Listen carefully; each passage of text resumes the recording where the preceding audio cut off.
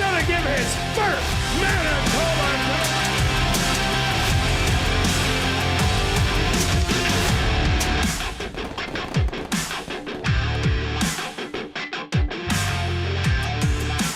The Manitoba Jockey Club acknowledges that we are on Treaty 1 territory, and the land on which we gather is the traditional territory of the Anishinaabe, Cree, Anisininew, Dakota, Lakota, and Dene peoples, and the national homeland of the Red River Métis. We pay our respects to the First Nations and Métis ancestors of this land.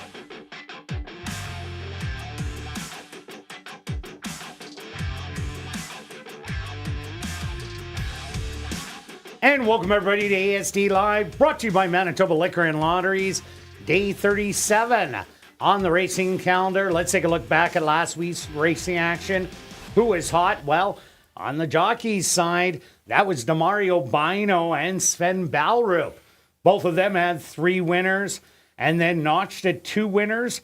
Antonio Whitehall, Rashad Knights, Siobhan Bell, Javanil Patterson, and Dario Dalrymple. On the trainer's side, it was Wendy Anderson and Devin Gittins, who both had 3 wins, followed up by Tom Gardapi Jr., Steve Keplin Jr., Lee Delaron, and Jared Brown. So Praven Badri still up by 6 wins, and Lee Delaron is up by 8 wins with 14 days to go. Stretch, what did you see on the racetrack? Yeah, I liked how the track played last week. It was a few lengths faster than the previous weeks. Very close to the par times, which I do like, because then you can really have a good guide on, was it a tough race or was it a weaker race? Did the horse run an above par performance that certainly can move up, or did the horse maybe beat a weaker field, did win, but probably can't win at that next level? And just with that type of track, you can really see it. You could come from all over the place. There was some all-out duels that set up for the closers, but then there was horses that could go gate to wire. So I like that.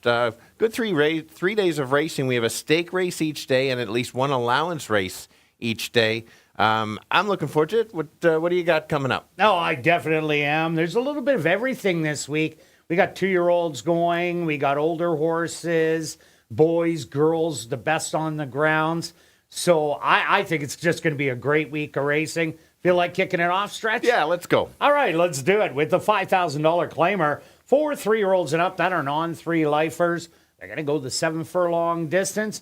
I expect a big favorite in here. Yeah, I think so, but I think if you like speed, you're going to get some pretty fast to that first turn. I think as many as 3 of them could be battling early, and so that's why I'm going to swing for the fences a little bit in here. Take the long shot, or the morning line long shot in here. I think that maybe not the fastest horse here or the figures, but I think it's the only true closer in here. I think this horse can just kind of sit back and wait and just watch the other ones battling. I'm hoping to hear your announcing saying just sitting back, watching the duel. That would be good. 6-1 right now, very early, 10-1 morning line. I think it's just how the race shape can set up. Had to take a shot. Yeah, no doubt about it. At least 2 of the horses will be going to the front, call the cops. That is the only way of running it has. And Lollipop Kid is pretty well the same way, showing speed with that inside draw. And that's why I did go to Lollipop Kid. Speed, inside, taking the drop, and a lot of things to like. Only beaten by a length to Life's Adventure and Johnny Paycheck last time out. Life's Adventure came from Alberta, stalked and pounced late to get that win, and Johnny Paycheck rallied from off the pace also. So that was a gritty effort for Lollipop Kid. Hasn't done well at the distance, but that was at Century Mile. Way different track than Assiniboia Downs. So I expect that speed to carry a little bit, and that's why it's my top pick. Yeah, a good point on Century Mile. Actually in a different configuration too. So just how it works. I like your top selection. That'd be no surprise if this horse could steal. It is the speed of the speed. So that would be the horse that could beat my closer if it gets away. I landed on the 3 as the other one that I don't think will be as a closer. Probably sit back. Likes to kind of run evenly. And so maybe that could, if the 1, 4, 5 battle it out, maybe the 3 gets the jump on my 2. But certainly not a surprise for me for the 3 to be in the top 3. Yeah, and the other one I like, number 5, Bronze One, was claimed out of the last start after getting beat only 3 3/4 lengths to call the cops sprinting. This horse did run very well 3 outs ago against Prairie Drifter, who ended up going wire to wire, had to chase throughout. But even bigger, Will Tourangeau has been on the claiming binge in about the last 6 to 8 weeks, and the horses have responded. As you can see, he's banging them out at a 40% plus. So they are improving, going to his barn, and a little improvement could get this one over the top. But I'm going to give you 1, 5, and 3. Now we're going to carry on to race number 2, a $10,000 claimer. 4 non-3 lifers. Again, going the 7 furlong distance. What a great race this should be. Absolutely. Compact field. I think all of them have a shot to win it. And so I'm not even going to mock your top selection this time because you can't. No, you absolutely not. You've got much worse picks. There's no doubt about it. I got lots coming. Hopefully not too many. Hopefully not too many. Let's go. I'm going to start with my top selection. I did go back and forth between the 1 and the 3, and here's my top pick. I just decided who might get the best trip in here, and I think this one Vegas Playboy has kind of one running style, sit back and make that late run. Last time out, kind of fell back a little bit too far and just had too much to do. I think if the horse can sit a little bit closer, and I think that stretch out will only help. If you look at the 2 back, showed a bit of speed and a middle move and flattened. I'm hoping that basically the drop in class and the sit back puts this horse right at the winner's circle. Yeah, I see a lot of pace in here. And Nano Caro, the 2, the 3, Johnny Paycheck, and for sure number 5, Ice Storm should be able to set up the front end. And that's why I also like Vegas Playboy. But I took number 4, Giant One, at a bit of a price here. 2 outs ago, stalked and absolutely blew the doors off of 5 non-2 lifers. This was a horse that was begging for distance and didn't get it till late. Last time it went 7 furlongs. It was only second start of the year. Went to the front end, went too fast, ended up faltering last time out, reared at the break, rushed up to being a part of things, but Ratliff City was just too good in there. And Ratliff City came back to win a second level allowance. So Giant One now takes the drop.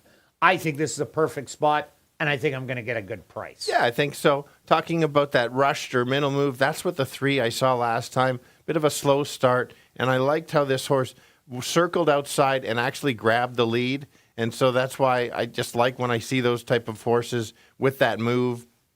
That's obviously why you like the 4 a little bit, about that middle move. Distance, I don't think should be a question. The breeding says the horse should be fine. So I think if gets in a battle early, well, then have to hold off the closers. But this horse kind of has multiple ways to race, make a run at this, depend on what Neville decides. So had to use this horse in there. Yeah, and also look at number 5, Ice Storm. We both put him for 3rd. Looking to go 3 in a row. Broke the maiden, won the allowance non-2 lifer. But the difference about this race is there is going to be pressure. So Ice Storm, if it does want to try and steal it, it's going to have solid first half mile fractions. And that could be the demise in the end.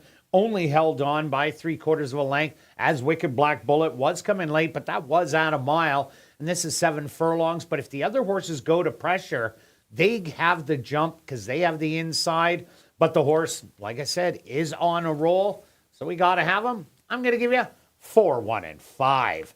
Now we're going to carry on to race number 3, kicking off Jackpot Pick 5 wagering with a $5,000 claimer for 3-year-olds and up. That are non-2 lifers are going to go 6 furlongs, and another probable big favorite. Yeah, absolutely. Might be the biggest on the card. What do you think? I think so. Yeah, okay. This is kind of, Jared Brown makes the claim. He kind of gets a break on this one. Makes the claim in the non-2, and the horse runs second at 50 cents on the dollar. How good is that, that now you get to run this horse back at the same level? I think the horse, I like that there was the drop in class from the allowance. And then last time, I ran a nice race. Figures are there.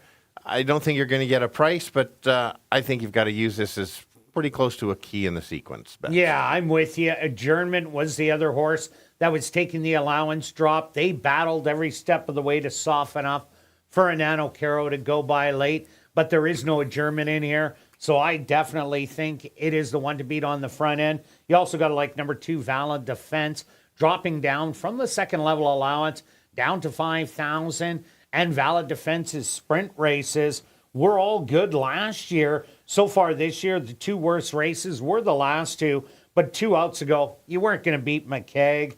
And last time out, Ice Storm just walked on him on the front end. This is a little bit easier a spot. That Valid Defense will be in, but has to have some pace up front to run at to get the win. Yeah, I agree with you. Don't forget McEwen in their 3-back as well. Yeah, that wasn't easy. So there you go. And Lieutenant Norm. And Norm, of course. Second and third place finishers in the Derby. Yeah, that tells you how tough. Yeah, you called it. Just can't get too far back, because mentioning about the 6, there isn't a lot of speed, and so there probably shouldn't be a duel. My third selection was the 5. Main reason was only 3 starts. I think the horse should be kind of in top shape, not a long season, just probably in the best form right now. I think is another closer, so you need that speed to back up. I'm not sure where it will be, but I'll give you 6.25. Yeah, the other one I like is Double Karuba. Horse had almost 4.5 weeks off. Came back with a real big race, winning by 6 1/4 lengths. Then in the comeback race, only lost by a half a length in a 5-horse photo where Salto de Lupo ended up getting the win. But I think this horse is good enough and has a really good running style. So I'm going to give you 6, 2, and 4. Now we're going to carry on to race number 4, kicking off $50,000 guaranteed pick 4 wagering, an allowance race for 3-year-olds and up that aren't on 2-lifers. And again, going 7 furlong stretch. What about this one? Well, it totally makes sense on our selections, because I think it's a tricky race. Main reason because I'm not sure who's going to grab the lead early. Somebody could easily get that lead, shut it down, and kind of steal it for me. It's a complete guess for me. Who are you thinking? Well, I'm thinking Green Amazon won't be on the lead. Yes, Green Amazon probably will not be on the lead, so there's a safe call. Well, I'm thinking Golden Diversion could show speed, but 2 of them that are faster are Rough Customer and LM Tucker. Yeah, there's that one race the Rough Customer went, and Tucker, of course, and yeah, I have that 5 forwardly placed. But let's go to the 6 is my top selection, your second selection. I liked how this horse closed last time. Was handily it for second a couple weeks ago against many of these. It's almost, call it like a maiden race, because it was the non-2, so the leader moves on. The horse finished with full run. I think as long as nobody gets away on this horse, certainly sitting on second win of the year. Yeah, no doubt about it. Wasn't going to beat No Show, No Call 2 outs ago. And this horse really hasn't run a bad race since the opener, but that was in 10-3, which was an insane position, but they wanted to get it into the box so it can get its waiver. But Wicked Black Bullet just running so well right now. I went to number 2, Daddy's Rare Edition. This horse showed a really nice close last time, but was way too far back. Didn't really have too much problems coming out of the gate, but just wanted to be real far back and just ran out of ground late. I don't expect that same thing to happen today. That was Dane Dawkins the first time he got on the horse. Javanil Patterson was on it the previous 2 starts. And if he rides it like he did in those races, keeping it close, taking the advantage of the inside draw, going 7 furlongs, I think this horse could have a big showing. Yeah, that's totally fair. I'm trying to figure out how the race shape's going to... I did go to the 5, as you mentioned, could be forwardly placed. Maybe the others are a little bit faster. I liked how this horse ran last time, sat on the flank of the leader and just kind of said, let's go, and kind of just eased away from them. Horse is running well. This time of year, you can kind of win the back-to-back. Look at Ice Storm, won the maiden, then won the non-2. That's what I kind of see this horse certainly being in top form. Could not leave the horse out like you did. Yeah, another horse to throw in. That's number 3, LM Tucker. Why could I throw this horse in? Well, first time out, ran second in No Show, No Call. That was an awesome race. Came back going wire to wire. And then who did it have to run into back-to-back again? No Show, No Call. Guess who's not in here? No Show, No Call. So why not like this horse a little bit more? Tom Gardepy has been heating up as of late. 2 nice workouts coming in, both of them 5 furlongs. The most recent one is the better one, 102-4, a nice easy breeze around the racetrack. I'm taking this horse as a flyer on the speed. I guess I've got a third place horse in here. Oh, do you? Yes. And who might that be? Let's take a look at the 4 Green Amazon. I've had to slowly move this horse down a little bit now. Did make a late close going short. Well, the horse always makes a late close. has shown speed once this year. I don't see that happening, but I think the horse could be somewhere in the close. If we can get a pace battle, maybe the ones that you kind of mentioned decide, oh, there's no pace, let's all go. Maybe this horse can get there. Maybe, but let's keep it a third. 6-5-4. And I'm 2, 6, and 3. Now ready to carry on to race number 5, a $7,500 claimer for 3-year-olds and up. They're going to go 6 furlongs. Stretch, what's happening here? You got Mino in third. Anyway. Yeah, we both have Lucky Luke. What's that? 12 All to right, 1? well, let's continue on. Here we go. All right. Lucky Luke, you've got the horse Lucky Luke included in there. And you don't have Moon Connection? Yeah. Well, really? Yeah. Anyway, let's keep it going. It is a closely matched race. It is. Wide open. All of them certainly can win it. It's one of these morning lines. Truthfully, I could make everyone 3 to 1 in here because I think it's that close. Obviously, you can't. So, full credit to you guys figuring out the morning line and remember, a morning line, you're trying to figure what the price is going to be according to how the public bets it, not how picks. Correct, and that's the biggest thing. But that's how close that I see it as being wide open. But it is not picks, and that's so important to remember when you're looking at that. So let's go to the price horse at 12 to 1, and I think this horse can show speed along the rail. Could even get controlling speed. I've been in so many of these races at this level that there's been so much other speed. This time, maybe not quite as much. And I think if this horse can kind of get away on him, we'll see how the track plays. Maybe grab the lead and just kind of go gate to wire. Yeah, that's the way I kind of see it. But I ended up going back to number 4, Moon Connection. I've been on this horse for the last 3 starts.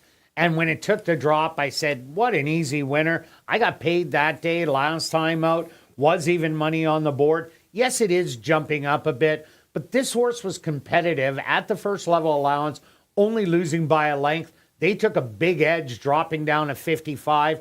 And then everyone started stealing races with it as it did get claimed out of that first one and won again. What does Steve Kepplin do? Well, he goes 1 notch up.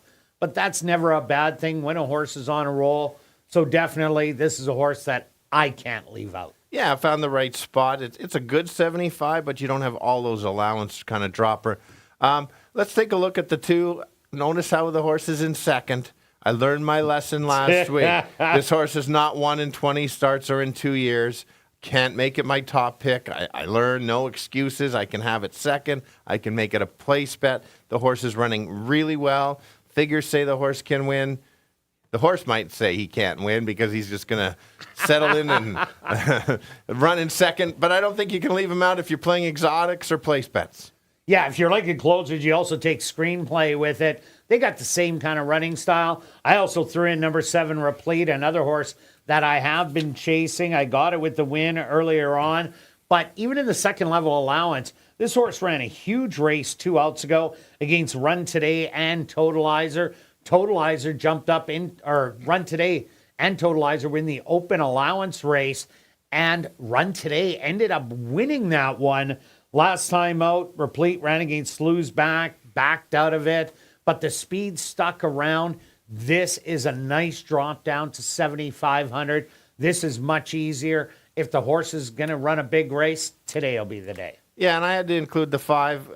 Was scratched a couple of weeks ago, but does have back to back. Yeah, remember once at the gate. That's true. That one's at the gate. One was because there was no jockey, so that was a different story. Oh, I'm glad you mentioned that. Yeah. So maybe I could move it. Cindy, switch the picks. No, I think that you're not going to get a price in here, but has that workout coming in. If runs back to some of those races, watch out. Probably the horse to beat. 1, 2, 5. And I'm 4, 1, and 7. Now we're carrying on to race number 6, a $5,500 claimer for fillies and mares, 3-year-olds and up. They're going to go 6 furlongs. Scratch number 3, Kim's Texas Bling. Stretch. There's going to be a big favorite again, but probably not the biggest. Probably around even money. Yeah, I think so. It's as mentioned in my notes. Yes, it's going to be a bigger favorite in here. But I do like this favorite, where I was playing against a couple of the other ones. Had to go to this horse again because I think the horse is going to get another perfect trip. Plenty of speed that's going to set her up for that late close. It is hard to win 4 in a row, but she's got 5 at 12 at the distance for wins. Already 4 wins at ASD. So just couldn't leave it. Makes sense why you have the 1. Just couldn't leave it out of a top pick. I know you've got the 6, and on your sequence bets, that would be, you do silly things, but that would be even sillier than even for you. 6, anyway, top selection. Well, every trainer has won with this horse for the last 3 wins. Now it's going to a barn that's heating up, the Tom Gardapi Jr. barn. And this horse has a really good running style. As McLean's Bella, Miss Z, Lady Cop, and Casino Queen, they all bring speed to the race. That's why I ended up taking number 1 Diamond Grand on top. It's the forgotten one. Ran a great race 2 outs ago. Only lost to Casino Queen and Load Abroad by 2 3/4 lengths in the end. After coming from the absolute clouds last time out, did the same thing. Rallied from the clouds, but draws rail in here today. And with all that speed, it should be able to just sit there, watch all the action, make a late charge. And the difference in price is 10-1 to even money. I'm going after the 10-1. Yeah, absolutely. You called all the key points for sure. Plus gets an extra half from last time as well. See how the track plays. We both went to the 5. Makes that big drop in class. Probably has to. Certainly not the horse she was a couple years ago. But gets, same as Kurt's talking about, all the speed. May just kind of pick up the pieces late and grab a spot in the top 3. 6-1-5. Yeah, I think her routing days are behind her. Her sprint races are really good. And with this drop, she can show it with all the speed. And I'm 1-6-5. Now we're going to carry on to race number 7, our featured race on the card. It's the Coral Prospect Overnight Stakes for older fillies and mares. They're going to go 1 mile and a 16th. Scratch number 2, Stormy is Blue. Scratch number 5, Sherilyn Go-Go. And scratch number 6, She's My Niece. We're left with 6. But still a tough one. Yeah, it is. We're going to see those 3 on Wednesday because they're stake scratches. 2 out of 3. 2 out of 3. Sorry, 2 out of 3. Okay, yeah. Which burrow down do we get? If we get the one from normal one, watch out. The same thing happened to this horse last time. Went off at 50 cents on the dollar in the escape clause. Lost. And then went right to the lead and ran a big race. And I kind of expected that. I see the same kind of pattern coming. Has that workout coming in. Horse doesn't have to go to the lead, but can sit in a nice spot and make that move. She just wasn't herself last time. I'm giving her a pass on that one because I know how good she is. Race goes through her. Yeah, I think she needed that one over the surface. And now she's in a race where there really isn't a lot of speed at all. There's no spitting kitten in this race. She went over to Century Mile and ran in the distaff. But Burrow Down can be forwardly placed in here. JJ's American Diva will be up there also. But if Burrow Down, you see her on the lead early, and the fractions are 25, 49 to 50, I think she's long gone. For sure. You go ahead on the 4. And the 4, Big Stretch. This is a horse that's made big closing efforts in the last time out, only beaten by half a length. Spittin' Kitten and JJ's American Diva, they pretty well ran around the racetrack together, and then Big Stretch came absolutely flying and just ran out of ground. Now gets an extra 16th of a mile. Less pace in here, but the horse will love the distance. Absolutely. It has beaten the 7 once. Also, there weren't a lot of closers closing on those days, so I upped that close to make it look even better. Obviously, I was going to include Big Stretch because I always include Big Stretch. Yeah. And then I went to the 9, as you just talked about, went around the track, but also mentioned that there isn't a lot of speed. I thought Neville gave this horse such a good ride last time and almost got that big upset at 60-1. You're not getting 60-1 today because of how good she's run. Very consistent. I could get that nice trip, and if they go too slow and just chases Burrow Down, could be in the money. So I'm 7-4-9. Yeah, and the other one I used, number 3, Reasonably Lovely. She loves a road of ground. She only got beat by a length and a half last time out, and that was only a length and a quarter behind JJ's American Diva and 3/4 of a length behind Big Stretch. I think she needed that start in between, as she was off for almost a month or a little over a month in between. So that was the tightener. Today is go day. So I'm going to give you 7, 4, and 3. Good luck with all your wagers this evening, and I'll be right back with the changes on this evening's card of racing.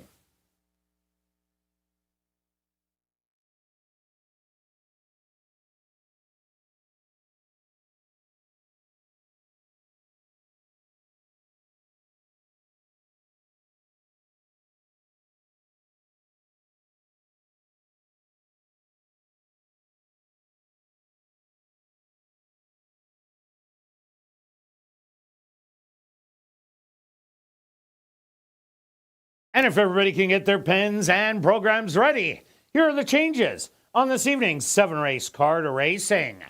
Turning your programs to race number 1, there are no changes. Now turning your programs to race number 2, just the lone overweight. Now turning to race number 3, the Stotsky family race. Kicking off jackpot pick 5 wagering, just the lone overweight. The jackpot pick 5 carryover over $78,000.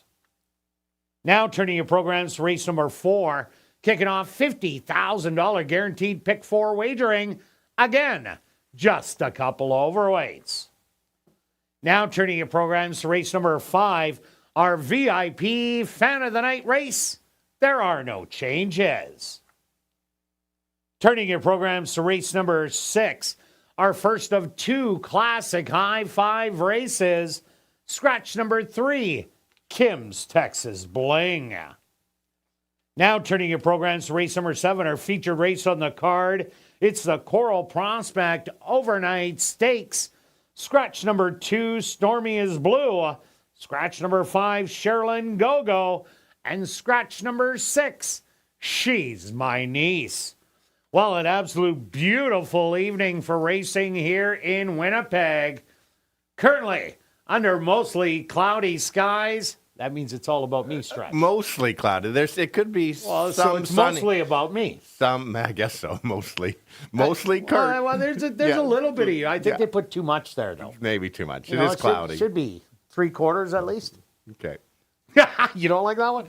Under mostly cloudy skies, the temperature 20 degrees Celsius or 68 Fahrenheit. The wind out of the west-northwest at 19 kilometers an hour or 12 miles an hour. And the track is currently listed as fast, a fast racetrack for this evening's 7-race card of racing. We're going to kick it off right here in race number 1 that goes to post in 19 minutes.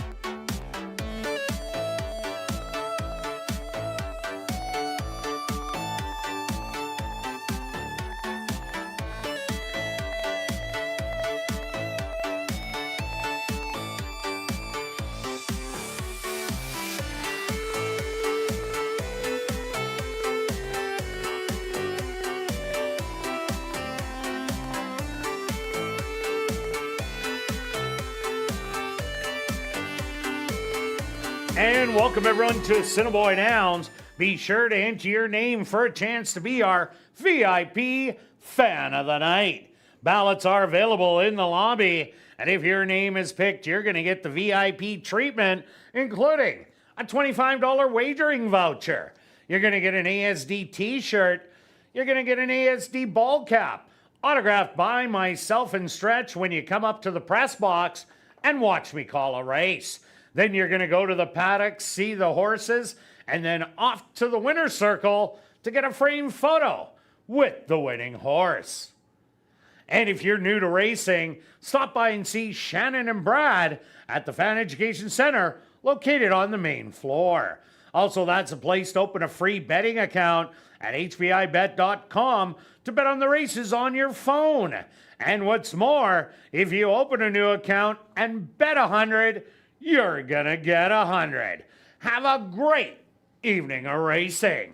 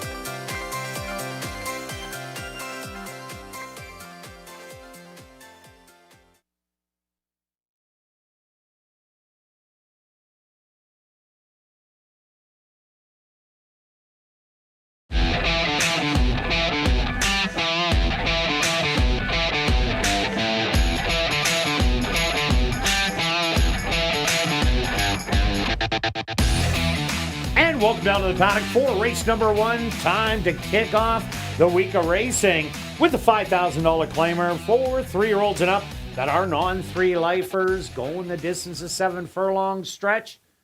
Who do you got in the first? All right, let's start with a bit of a long shot here. We'll go to the 2, currently 8-1. Julia's on camera today. She's back, so she'll find my horse quickly. There it is. Why could I take this long shot? Well, because I think there's so much speed in here.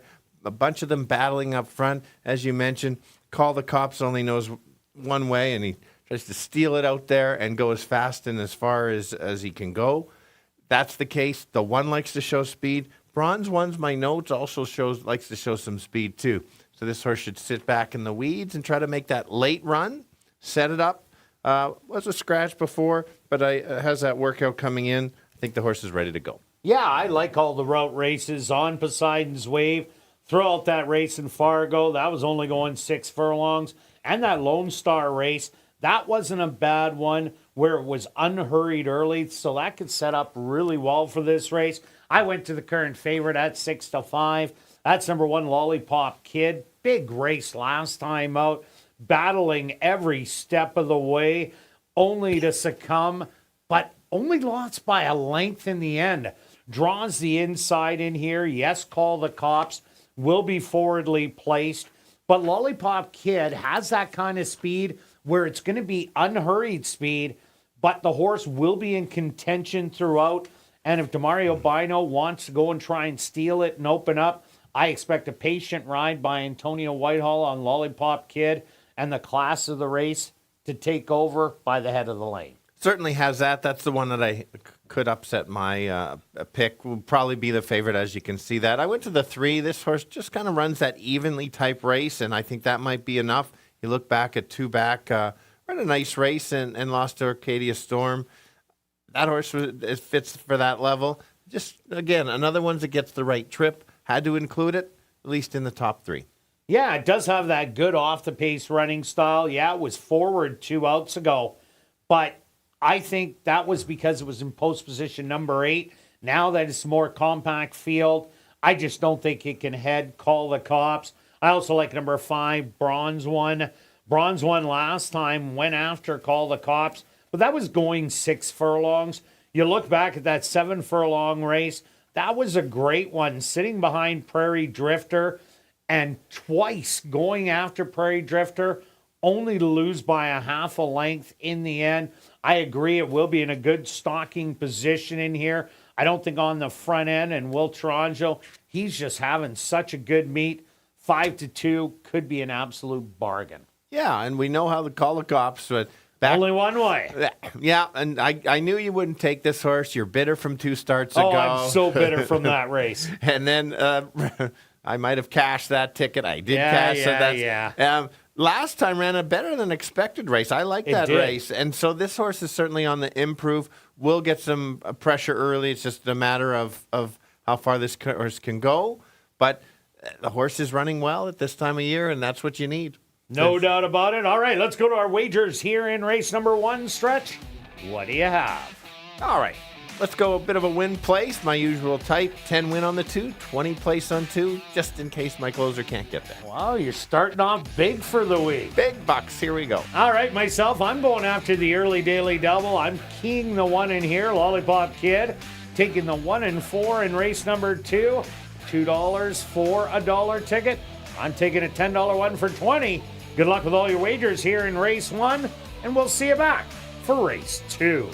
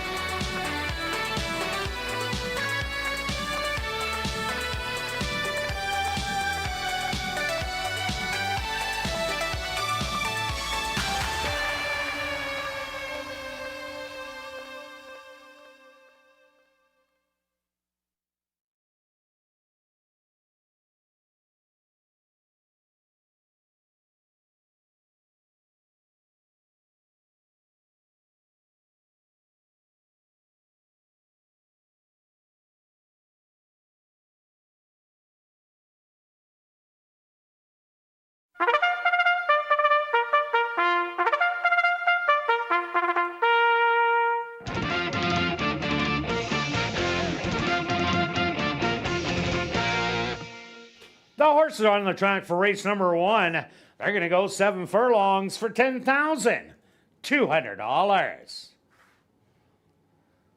Number 1 is Lollipop Kid, owned by All for One Stable and Oslin and Christina Bell, trained by Shelley Brown with Antonio Whitehall.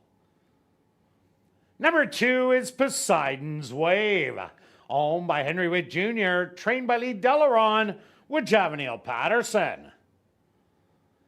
Number 3 is Can You Hear Me Now, owned by Cheap Laughs Racing, trained by Shelley Brown with Chavi and Chow.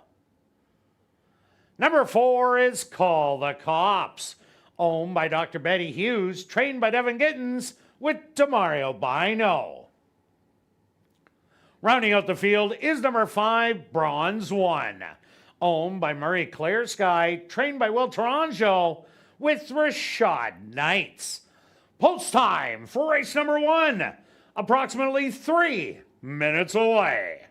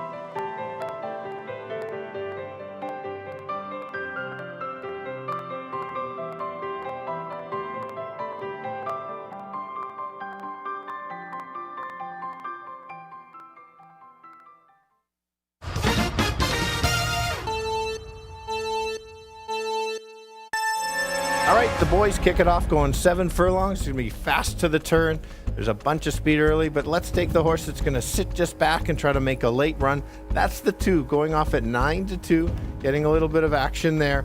Should sit back. Hopefully the speed comes back with the early battle and try to pass them late. Who's going to be on or near the lead? That'll be the 1 along the rail. Like him. Got the back class, so doesn't have to have the lead. Could sit just off and try to make that early run. And the long shot of the board, getting good value at 7-1, is the 3. Don't leave that one out. 2-1-3. Kirt. Yeah, Stretch. I ended up taking number 1, Lollipop Kid, in here because inside speed, going 7 furlongs, that is definitely dangerous here.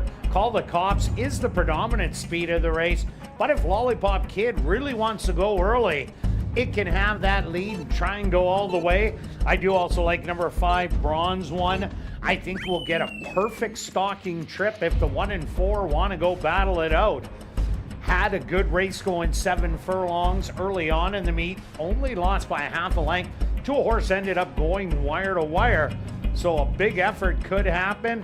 And I also like number 3, Can You Hear Me Now? Here's another horse that can rally from off the pace. It's done it a few times without success, but if there is a heated pace, might be able to run them all down. So I'm going to give you 1, 5, and 3. Good luck here in race number 1.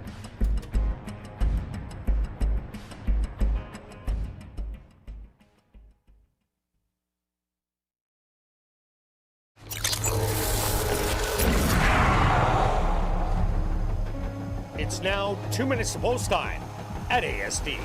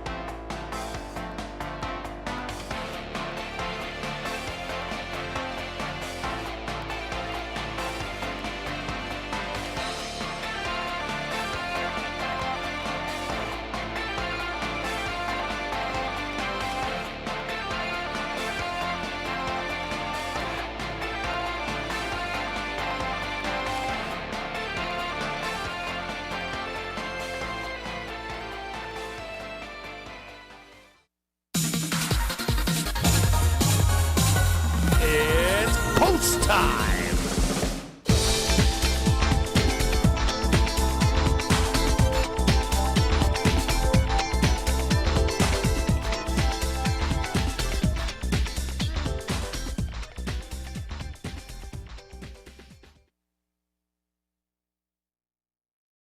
Lollipop Kid, the current 4-5 favorite. The first one to go in. Next up, Poseidon's Wave.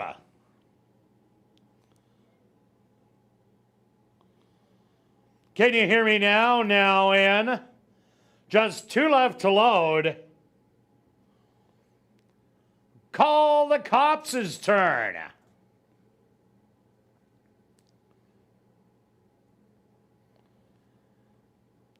And the front gates are open for Bronze One, who'll be the last to load.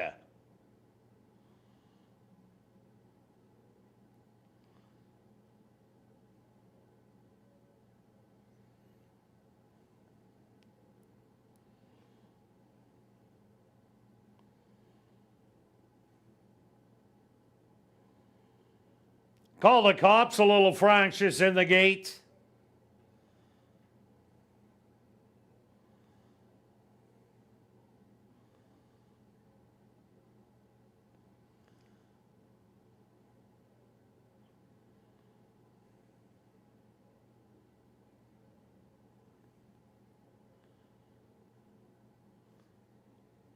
Bronze One going to get a little extra help from the gate crew.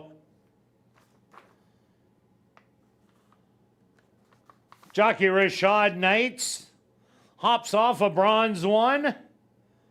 Once Bronze One is in, he will climb back aboard.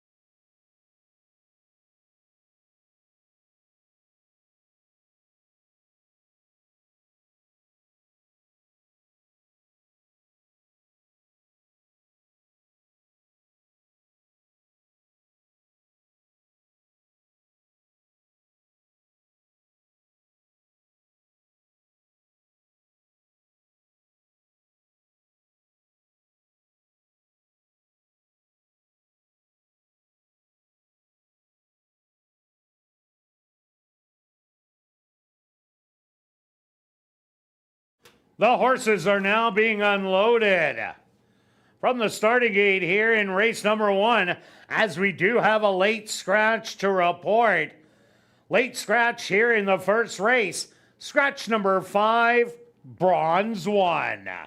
If you wagered on number 5, Bronze One, there will be a complete refund. If you use number 5, Bronze One, in your early daily double or early pick 3s, and you do not change your ticket, you will get the favorite at post time. Late scratch here in the first. Scratch number 5, Bronze One.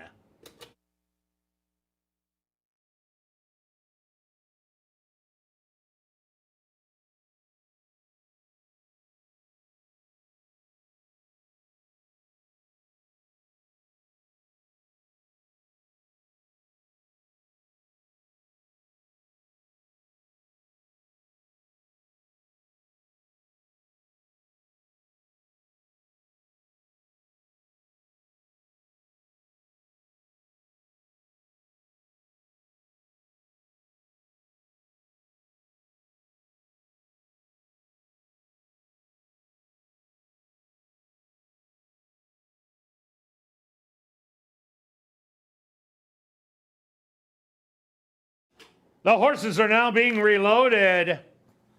Lollipop Kid, the overwhelming favorite. At 2 to 5 goes in. Here comes Poseidon's Wave. 2 left to load. Can you hear me now? And now just waiting on Call the Cops.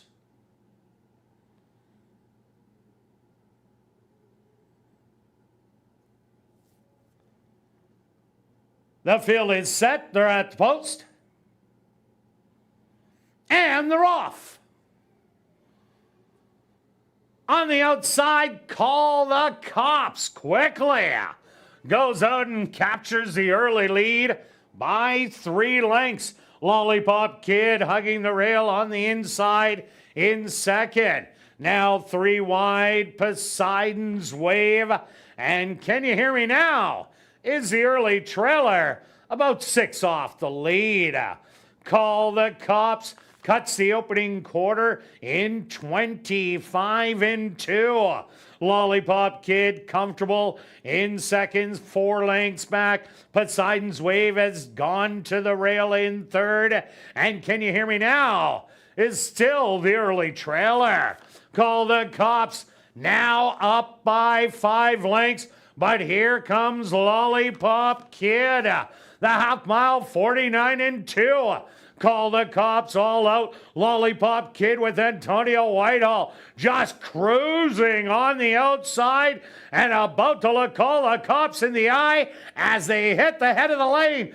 Lollipop Kid now goes on by, grabs the lead, back to second. Call the Cops. Poseidon's Wave with a spirited effort from third. A 16th of a mile to go. Lollipop Kid, Poseidon's Wave gets the win at $19. Lollipop Kid in second. Third's going to go to Call the Cops, and fourth to Can You Hear Me Running.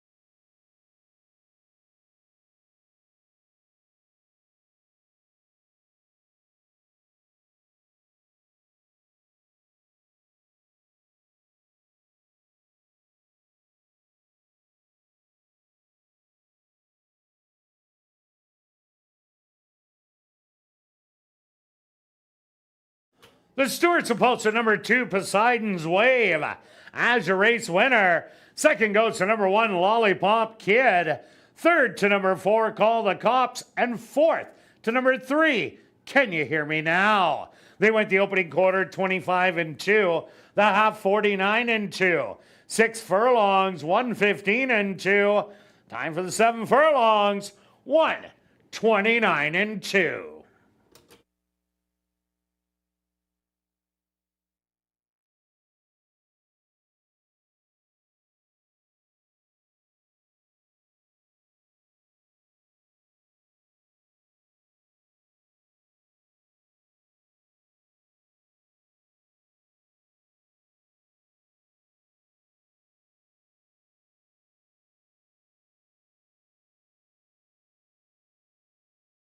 Now entering the winner's enclosure, the official winner here in race number 1, That's number 2, Poseidon's Wave.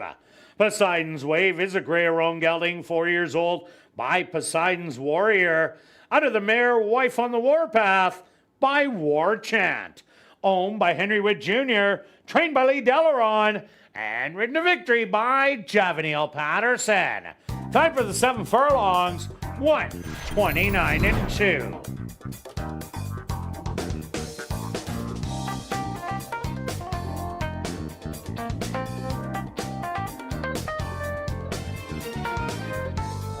Race 1 is official in the upcoming second race. There are no changes.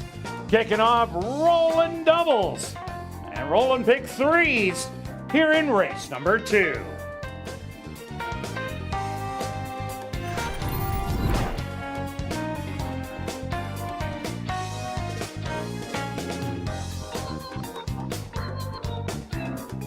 Well, be sure to check out our 140 VLTs in our spacious Club West Gaming Lounge, located on the second level of the grandstand and open all day, every day from 10 a.m. to 1 a.m. And tonight and every race night, we will be drawing for $500 cash at 11:30 p.m. in the VLT Lounge during Crazy Hour.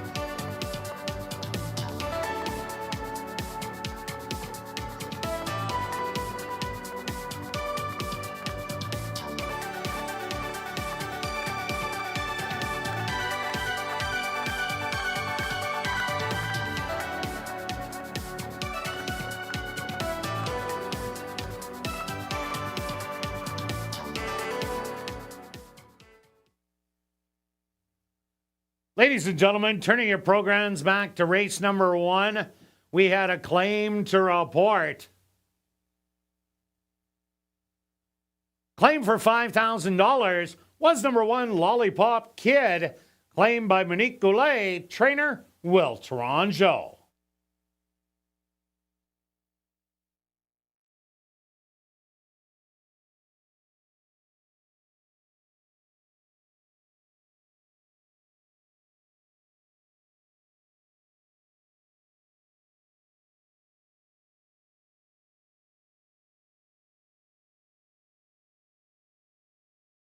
Assiniboia Downs has introduced a new 50-50 draw that will take place each and every race night. The jackpot is currently at $670 and growing. Tickets are 1 for 10, 10 for 20, 50 for 50, or 200 for $100. You can get your tickets at guest services, the VLT cashier's cage, the 50-50 ticket seller who is walking the facility, or just go to 5050.asdowns.com. The draw will take place at 10 p.m. tonight, and proceeds will benefit Final Furlong and the Winners Foundation. Please take note that you do not have to be in attendance to claim your prize. Just check our website at asdowns.com for the winning number.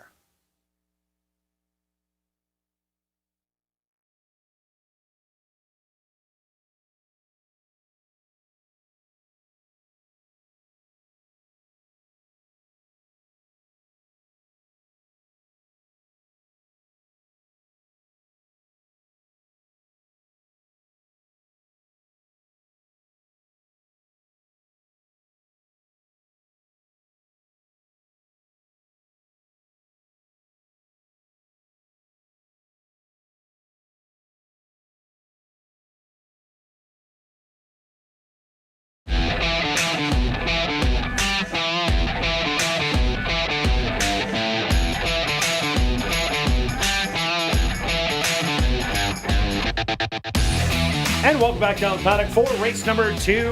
We have a $10,000 claimer for 3-year-olds and up that aren't on 3 lifers. Are going to go 7 furlongs. Quick look back at race number 1. Nice pick stretch. Lollipop Kid. Looked like Secretariat around the turn. Just tugging Antonio Whitehall. But then got a little leg weary inside the 16th pole. And Poseidon's Wave timed the wire just perfectly. Yeah, a very nice ride. Watching the race, you know where horses should be, and I was hoping there was a bit of a battle. No, and just waited, and I like that turn of foot, that last 16th for the 2 to get up. Looks like a fair track. It's early, but a good way to kind of get a guide of it. Let's keep moving. All right. Who do you like in here? Well, great race. It is a great race. Look at the betting board. Wide open. It's that tough. I'm going to go to the similar running style as in the first. I'm going to go to the one along the rail. Julia will find it. There he is. He's got one run. He kind of sits back and makes that even run. Last time out was a little too far back, going 6 furlongs. Didn't have time to get up. 2 back, went a mile for the first time here at ASD. Moved a little early and faded at a higher level. Drops in class from the 2 back, was in the same class last time. I think if he runs similar race, should be right there. I'm liking 5-1 all day long. Yeah, no doubt about it. With that race 2 outs ago, where Frisco Kid did go wire to wire, I went to number 4, Giant One, won the non-2 lifetime condition after dropping in from the allowance non-2 lifers and did it with the greatest of ease. Yeah, it wasn't the toughest of fields, but it just looked so simple that day. Last time out, had to go against Ratliff City, who's been an absolute win machine. Won the second level allowance in a hard-fought battle. And then, so I think after rearing at the break, Giant One rushed into it. If it gets out of the gate today, we'll be in a good stalking position behind the speed, and we'll have the first shot at the leaders. That's fair. And a 3 is my second choice, also getting a nice odds at 5-1. This horse broke slow last time, but made a nice middle move and grabbed the lead. Really liked that move. Had to use too much horse that just couldn't finish the run. This horse on form hasn't been going the distance, but breeding says this horse can handle it. Could be on the lead or sit just off. Yeah, another horse to look at, the 3-5 favorite. That's number 5, Ice Storm. Back-to-back wins, breaking the maiden and the non-2 after running 3 consecutive seconds at the maiden allowance level. Will be pointed towards the front end in here, but the question is, will Ice Storm get company? Will Enano Caro, the 2, and the 3, Johnny Paycheck, go after the 5? If they do, well, 4-5 is a little short on the odds board. I'm with you, too. And the current long shot at 6-1 is the 2. Looked good last time, came off the pace, nice even move, took over, moves up in class, won the mile race 3 back, seemed to really turn it around. It was kind of on the fringes, certainly can go the distance.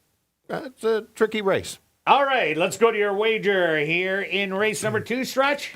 What do you have? Well, why have one bet when you can have two? Of course. How about a $10 double, 1 and 6, and a $10 exactor box, 1 and 3? All right, myself, I'm doing a $10 exactor box, 1 and 4. Good luck with all your wagers here in race 2, and we'll see you back for race 3.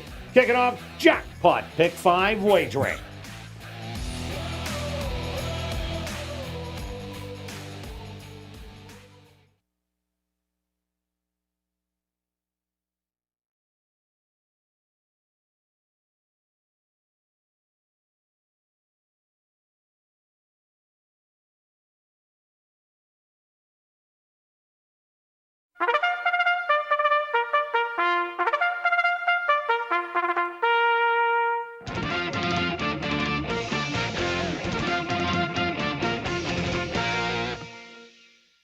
The horses are on the track for race number 2. They're going to go 7 furlongs for $13,700. Number 1 is Vegas Playboy, owned by Marvin and Deb Buffalo, trained by Marvin Buffalo with Ronaldo Cumberbatch.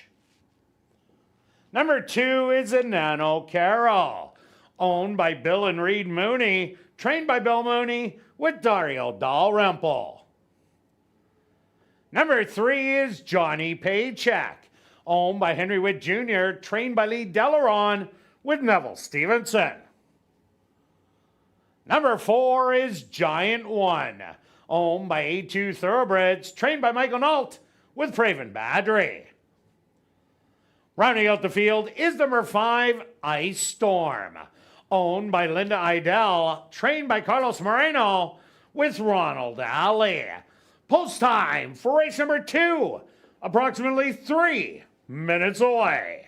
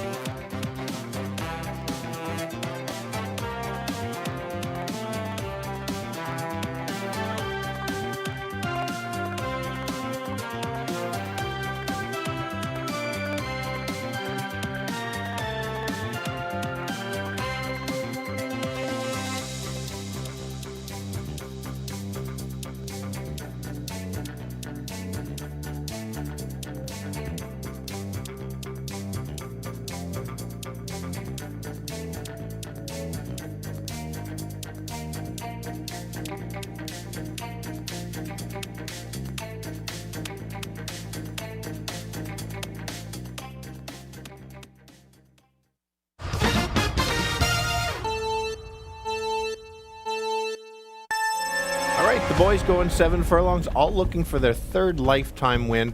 The closer's angle worked last time. Let's try it again. That's the one along the rail. Should sit back and make that late run. Needs a fast pace early to get there. Certainly has the ability, has some back class to win second race of the year here at ASD. The 3-horse had some trouble last time, showed that he's ready to run. Big move in the middle, just flat and late. Could go to the lead, just a matter of how much pressure. And the other one that's won 2 in a row, looking for 3 straight, always tough to do. This is the outside horse, Ice Storm, but has one going 2 turns. Let's go 1, 3, and 5. Kirt? Yeah, Stretch, I ended up going to the 4-horse in here. Giant One was an easy winner for 5,000 on 2, and then jumped up in a really tough allowance race. Drops into this 10 on 3, so much easier, has a great running style, will be sitting closer to the leaders than the 1, so I think has a big shot. I also like Vegas Playboy, the 1. This is another rallier in the race, but I just think the 4 sits a little bit closer, but there's some really good races under Vegas Playboy, and the distance will help. And to round out my top 3, number 5, Ice Storm, looking to go 3 in a row. Impressive breaking the maiden, impressive winning the allowance non 2. Gonna try and make it 3 in a row, trying to wire them. I'm gonna give you 4, 1, and 5. Good luck here in race number 2.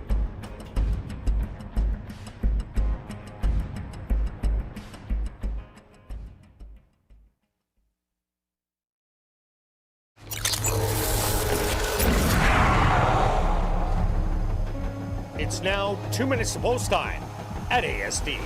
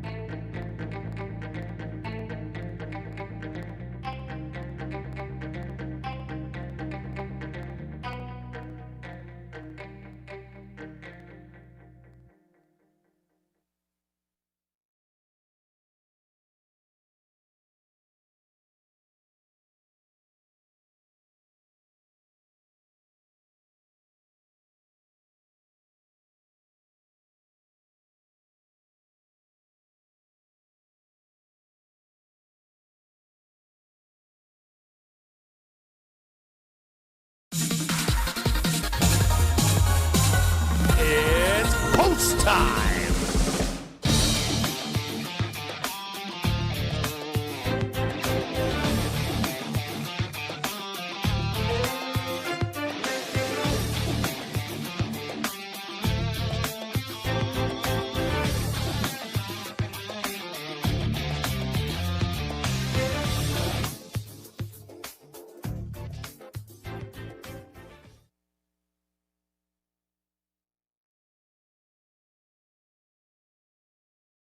Vegas Playboy, the first to step in.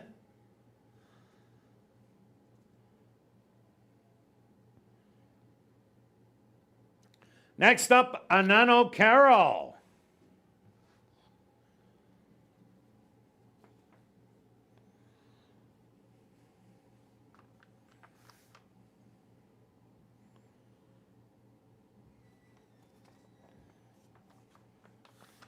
Here comes Johnny Paycheck to the middle.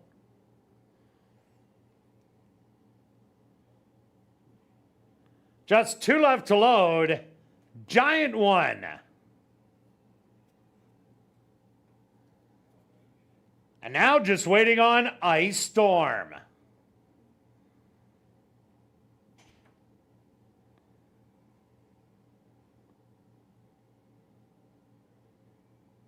The field is set. They're at the post. Anano Carroll a bit fractious. Now settled.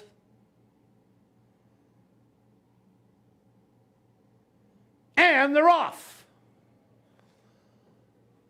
From the middle of the track, that's Johnny Paycheck and Anano Carroll. Those two showing some early speed. Giant One up close early, 3 wide. Then a length back to Ice Storm. And Vegas Playboy hugging the rail will be the early trailer. But it's Anano Carroll and Johnny Paycheck. These two battling it out, and now Johnny Paycheck taking the lead. Giant One moving up smartly in second. Ice Storm 3 wide in third, and Anano Carroll back to fourth. And Vegas Playboy still watching the action from the back. But now Johnny Paycheck and Giant One. These two doing the second battle in the race. Ice Storm 3 wide, trying to swoop them, and Vegas Playboy starting to get rolling, and Anano Carroll still can see them all from the back. They hit the head of the lane, and Johnny Paycheck still living life large on the inside. Giant One in between horses has the best stride now, and on the far outside, Ice Storm, a 16th of a mile to go, and this is gonna be Giant One getting it done. Ice Storm second best, third's gonna go to Johnny Paycheck, and fourth to Anano Carroll.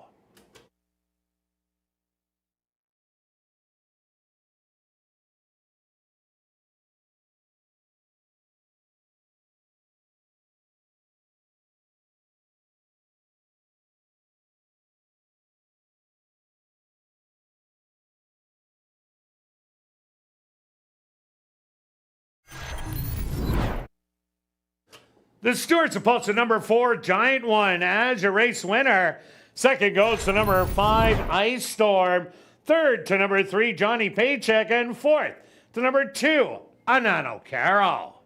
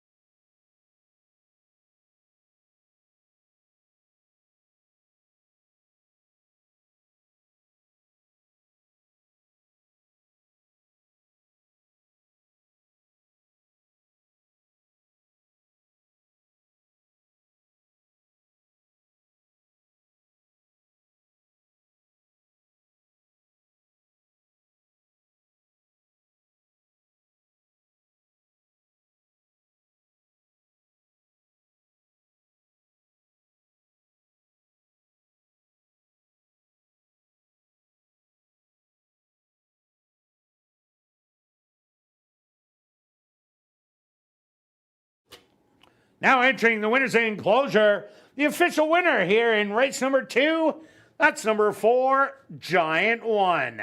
Giant One is a dark bay or brown gelding, 5 years old, by Giant Gizmo. Under the mare, Just the One, by Tiz Now. Owned by ASD Thoroughbreds, trained by Michael Nault, and ridden to victory by Assiniboia Downs leading rider, Praven Badri.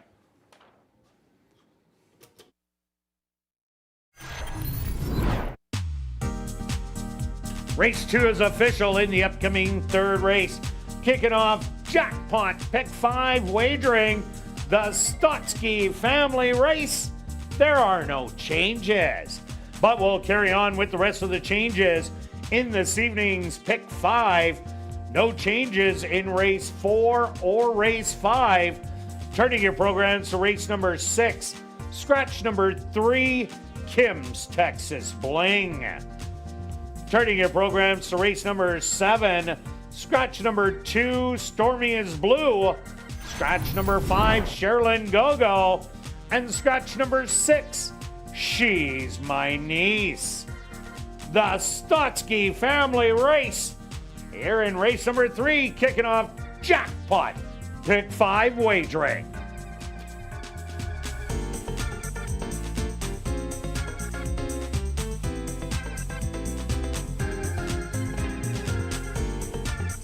Well, be sure to check out the 140 VLTs in our climate-controlled Club West Gaming Lounge.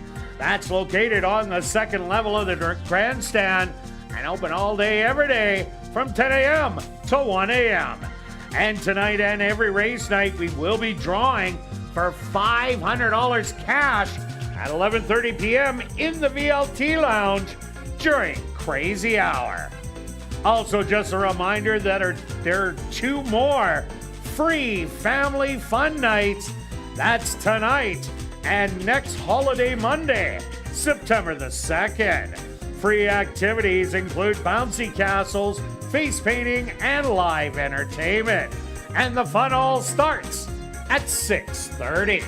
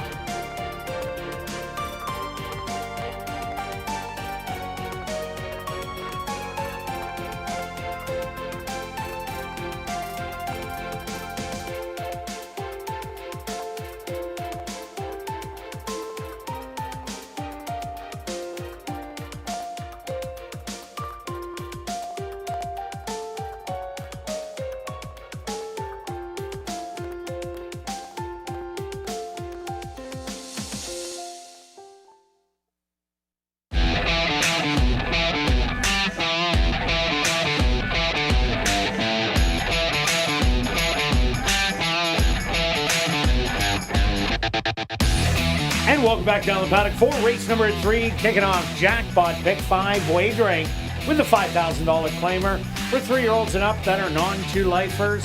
They're going to go 6 furlongs. Quick look back at race number 2.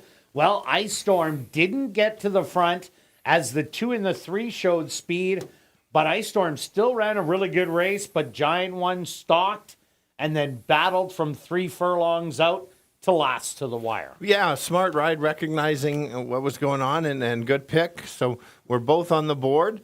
We've got the first leg of the pick 5 going. We're going to hit 100,000, so it's a nice payout if you're the lone ticket. Yeah, no doubt about that. Interesting sequence. You'll see I've got a few interesting plays in here. So let's start with both of our pick, the 6 on the outside. Last time there was another speed horse in there, was Adjournment. Yeah, it was Adjournment. An allowance dropper also. Yeah, and so this one has the potential to just grab the lead and keep going. I think that this horse is a little bit better when he gets to just kind of relax instead of having to chase. Last time chased and then kind of got passed late by the horse that ran in the last race, an even race. But yeah, so both of our top picks. Yeah, I like this horse too. Ran a winning race last time out. Just was beat by a stalker when it tired. The other one we both like in here, number 2, Valid Defense, has been running predominant route races all the way through. But the best race, I would say, is probably the first one where it ran against Finalized, who is loose speed, and Ratliff City, who's now went through the conditions, non-3 lifer, 1 first level allowance, and then 1 second level allowance. Valid Defense hopes that somebody goes after I Love My Life, which could be Double Karuba or Witch Jerry, who showed speed last time out, because this horse is void of early speed, but does have a good late closing kick. Yeah, and throw in an extra workout in there. It's tricky because you're thinking 6, but there's some good races. So I agree with you. If somebody's going to upset the 6, I think it's the 2. The other one I went to was No, I Won't Back Down. Won the maiden race 2 back. Last time, ran an evenly 3rd place finish, a couple lengths back of the 6, but should get that trip. If the 2 is too far back, maybe this is the horse that can grab the exactor. Yeah, no doubt. Did win it for bottom 75, but both horses, and I don't care on pick and riffs, have broken their maidens since. Also look at number 4, Double Karuba. Double Karuba had a little bit of a layoff between June and July, and then came back in August and absolutely horrified the bottom maidens in the comeback race, stalked, fell back, and then came back on only to lose by a half a leg, where all 5 horses were at the wire in there, and that was going 7 furlongs. I think Double Karuba is better going the 6 furlong distance, so definitely here's another one that could upset him. Yeah, a good ad in there. The Invader from Lone Star / Sam Houston, last time out, not a great trip, but if you look at that mile race, very good race, sat close. Sure, it was going a mile, but the last one, as we call it, the parking lot race, so you can kind of toss that one out. I think this horse is new to the party, certainly. Not sure where this horse fits. 9-1, I like that kind of value to take a shot on a horse like that. Yeah, and you got to throw out those 2 starts at Assiniboia Downs, where the horse was broke slow and steadied, was pretty well eased, and then eased and walked off in its last start, is much better now. And look at number 1, Mosey's on Main. Did well going around the 2 turns in the last 2 starts. Last time out was beaten by the 6 and the 5, rather handily in there. But I thought this horse would show a little bit more kick down the lane. If it does today with a little break in the weights with Rashad Knights aboard, this could be one that really pays and knocks out a lot of people. In the pick 5, well, let's go to our wagers stretch. Pick 5 time. How many tickets? 6? No, just 1 ticket. What? 1 ticket. I've got some prices. Holy. Look at you. You made yours a 40 cent. I just What? Did I? You're very confident. I'm taking a chance to grab the 100,000. So don't play my Okay. ticket. 20 center, 2-6 with 4-5-6 with all with 1, 2, 5, and 6 with the 7 in the last. Well, I don't think you're going to get it all with that key in the last and the 2 in the definitely first. not. No. But I'm going to key the 6 in here. I Love My Life. Then I'm going to take 2, 3, 6, 1, 4, 7, 1, 5, 6, and 8, and round it out with 4 and 7. A 20-cent ticket. 1440. Well, I'm doing a 40 center. 2880. Good luck with all your wagers here in race 3. We'll see you back for race 4.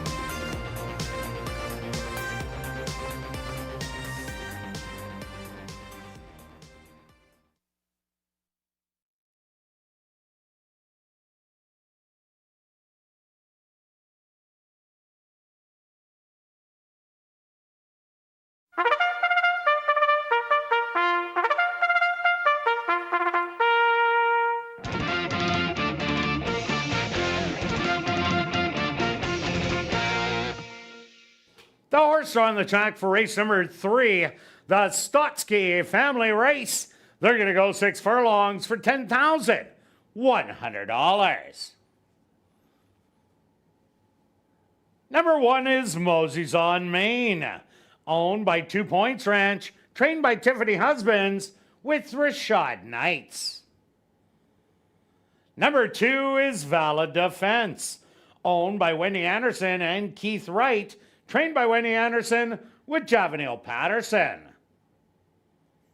Number 3 is Wits Jerry, owned by Henry Witt Jr., trained by Lee Delaron with Chavian Chow. Number 4 is Double Karuba, owned by A2 Thoroughbreds and True North Thoroughbreds, trained by Michael Nault with Praven Badri. Number 5 is No I Won't Back Down, owned by Ross Racing Stables, trained by Courtney Ross with Antonio Whitehall. Rounding out the field is number 6, I Love My Life, owned by Jared Brown and John Gannis, trained by Jared Brown with Dario Dalrymple. The Stotsky family race. Here in race number 3, they'll go to post in approximately 4 minutes.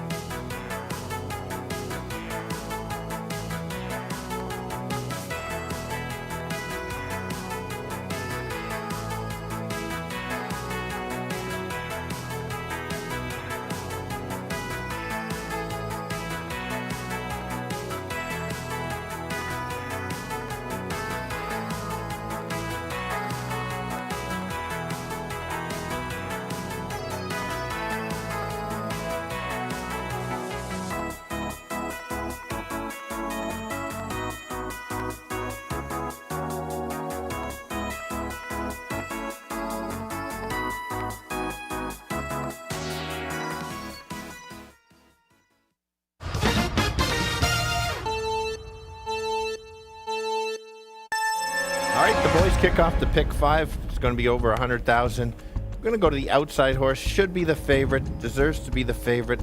Should be the controlling speed. Should get the lead early and just try to shut it down. There is not a lot of early pace, so somebody is going to have to go after him and try to get him to tire out. I think he can go gate to wire. Others to look at is the 2. This horse will sit a little farther back and try to make a late run. Has the class to do that and just can't get away. And the other one that bit of a price here at 7-1 certainly can sit close and try to make a late run. 6, 2, and 5. Kirt. Well, Stretch, looks like I'm following the favorites in here. I also went to the 6, I Love My Life.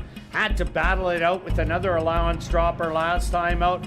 And I'm pretty sure that's what cost I Love My Life the race. There isn't a lot of speed in here, so it'll be controlled by the 6. The 2 Valid Defense will be a late rallier in here.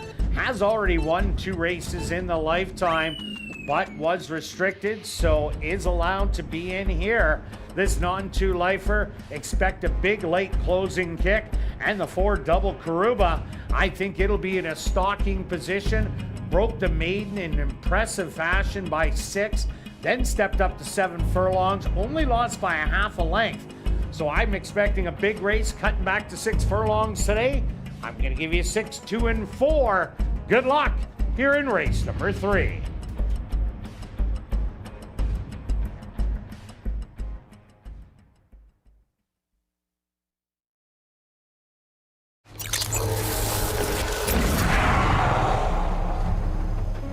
It's now 2 minutes to post time at ASD.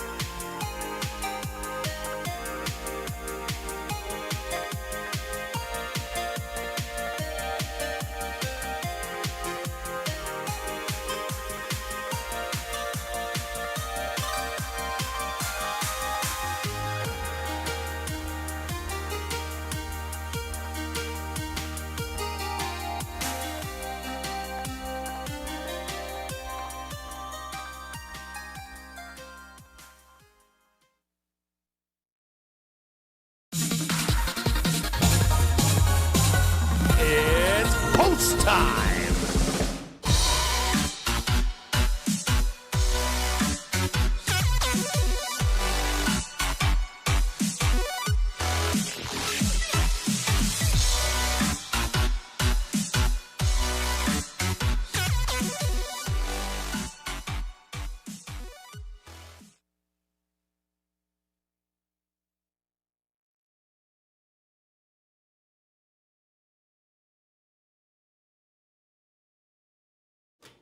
Mosey's on Main.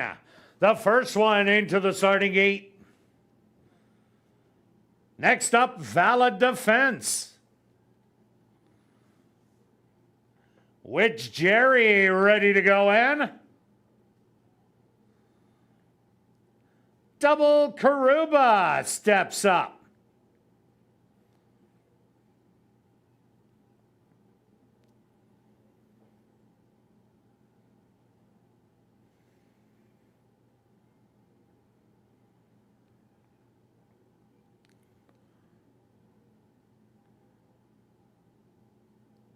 Double Karuba will get a little extra help from the gate crew.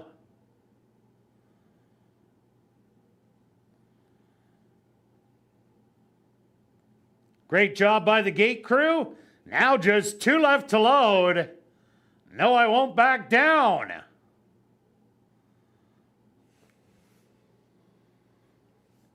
And just waiting on the 4 to 5 favorite. I Love My Life. The field is set. They're at the post. And they're off. From the far outside, I Love My Life. Quickly will secure the lead by 2 lengths, which Jerry hard hustled on the rail in second. No, I Won't Back Down, 3 wide in third. Double Karuba settled 4 lengths back in fourth. Another 3 lengths back to Valid Defense. And Mosey's on Main will be the early trailer. 24-1 the opening quarter. And I Love My Life and No, I Won't Back Down. Look at each other in the eye. Double Karuba sent now by Brave and Badry to go after the leaders. Valid Defense in a long drive from the back in fourth. Back to Mosey's on Main, and now the trailers with Jerry. They hit the head of the lane, the half, 48 seconds, and I Love My Life has now opened up the lead by 4.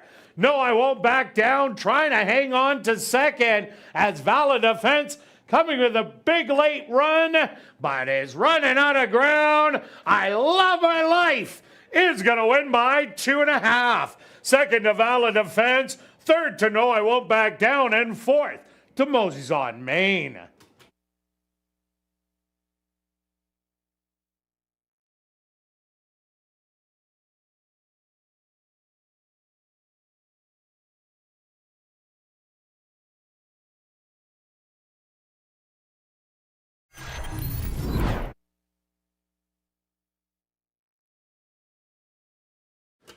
The Stewart's opposed to number 6, I Love My Life, as your race winner.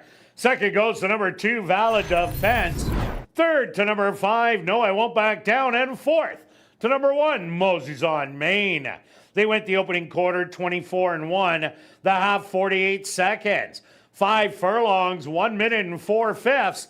Time for the 6 furlongs, 1:14-2.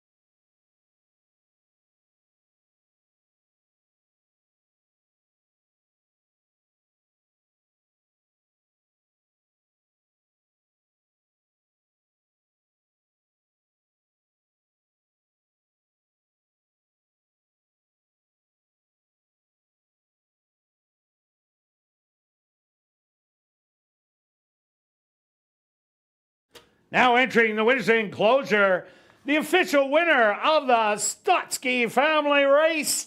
That's number 6, I Love My Life. I Love My Life is a dark bear brown gelding, 4 years old, by Kentucky Bear, out of the mare Midnight Shadow by Trajectory. Owned by Jared Brown and John Gannis, trained by Jared Brown, and ridden to victory by Dario Dalrymple. Time for the 6 furlongs, 1:14 2. Number 6, I Love My Life, was proudly bred right here in Manitoba by Cam Ziprick and Charles Fouillard. Race 3 is official in the upcoming 4th race. Kicking off $50,000. Guaranteed pick 4 wagering. There are no changes. Once again, we'll carry on with the changes in this evening's pick 4. No changes in race 5. Turning your programs to race number 6.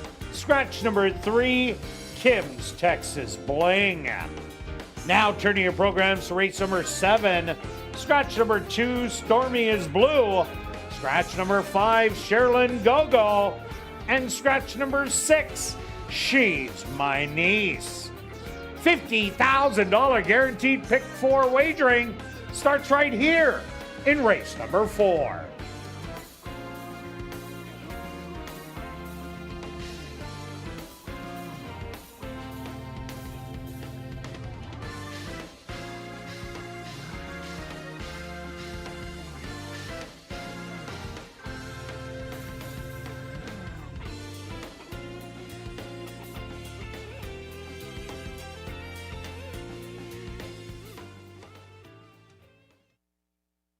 And ladies and gentlemen, we've drawn our VIP Fan of the Night. Congratulations goes out to Tony Delarock. That's Tony Delarock. Congratulations. You're our VIP Fan of the Night.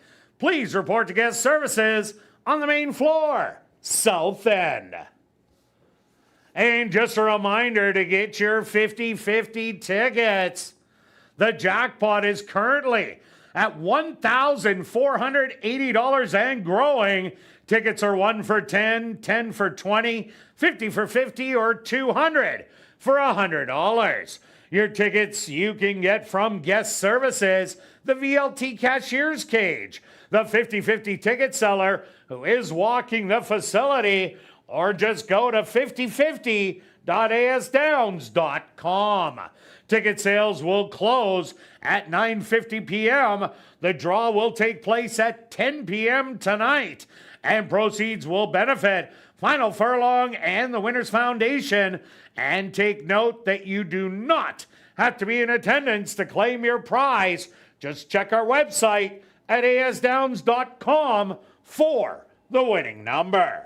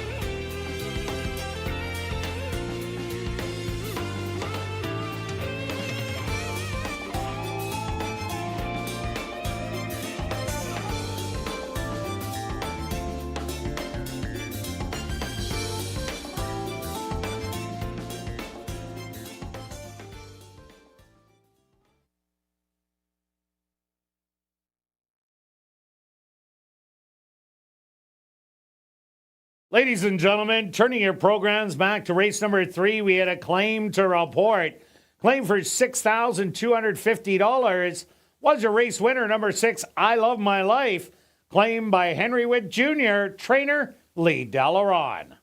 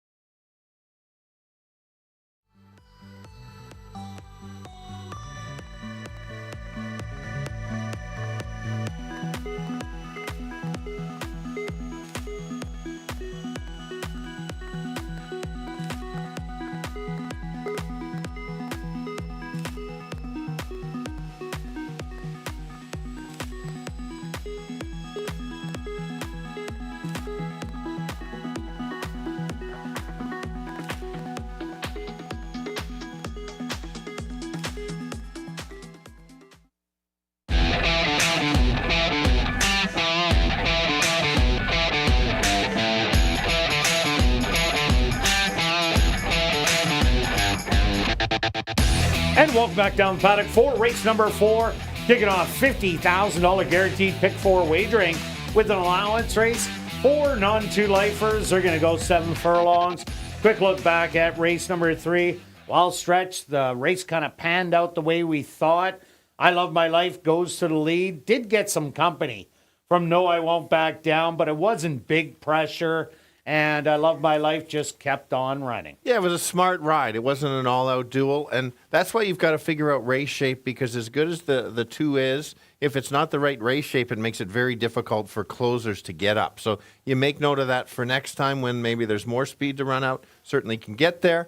Let's kick off the pick 4. Already a bunch of money in. We're going to a nice pool size, well over that $50,000 as always. Let's start with the 6 horse at 5-2. That's a nice right price for me. Didn't know what price. I liked how this horse ran last time. Sat back, made a nice late move, and was getting to Ice Storm. Ice Storm ran a nice second. Really good second. Couple races ago. And I also like that this horse was 2 3/4 ahead of most of them in here. That's an angle I like usually in the maidens, but this was a condition non-2, so I'm using it in here. If the pace backs up, this horse is live. It's just a matter of who is the early pace. Yeah, and I also like number 2, Daddy's Rare Edition. Had a couple of good seconds to start off the campaign this year. Last time out was bet down as the favorite against Ice Storm and Wicked Black Bullet, but tried to close from the back of the field. That didn't work. But Dane Dawkins was on that day. It goes back to Javanil Patterson, who was aboard. Those 2 second-place finishes, I expect Daddy's Rare Edition to sit a little bit closer today with that inside draw going 7 furlongs and that same closing kick. Big shot at the win. Yeah, and the other one I thought was going to sit close to the pace is the 5, getting 5-1 right now. A little lower than morning line. We'll see how it goes. I was just impressed how this horse stalked and just kind of let the horse run and kind of opened up on his own. Has some back class, was in the Derby trial, and now back in the right spot. Certainly can go back to back. I also like a shot on number 3, LM Tucker. If you're looking for speed, this could be it. The other one in here is Rough Customer, who could add to the front end. But this horse, when it wasn't running against No Show, No Call, well, it was a winning effort going wire to wire and drawing off by 3 3/4. Last 2, a little bit of a flat effort. But you are going against a horse that has already won 4 this year, does have 2 5-furlong works coming in. This one could hit the front end. It could just keep going. Yeah, and take a look at, you're getting a nice overlay. We're not sure if the horse can go the distance, but you're getting the right price. We know that who's not going to the lead. That's the 4, Green Amazon. Will sit just off and try to make that, or a little farther back and make that late run. Does need the early pace to back up. And the 4, Kentucky Jake. Here's another one to rally from off it. Sorry, 7. Or the 7, pardon me, Kentucky Jake to rally from off it. Last time out, wasn't able to do much.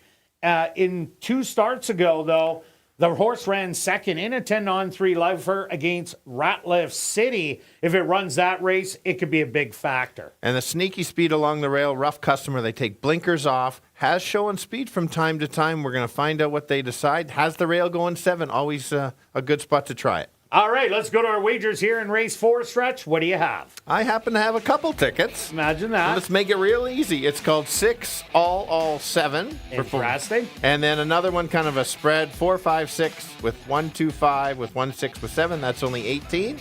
Pick and choose if you want to play both or one. I got 2. And myself, I'm taking 2, 3, 6 in here, then 1, 4, 7, 1, 5, 6, and 8. And I'm also keying the 7 for $36. Good luck with all your wagers here in race 4. And we'll see you back for race 5.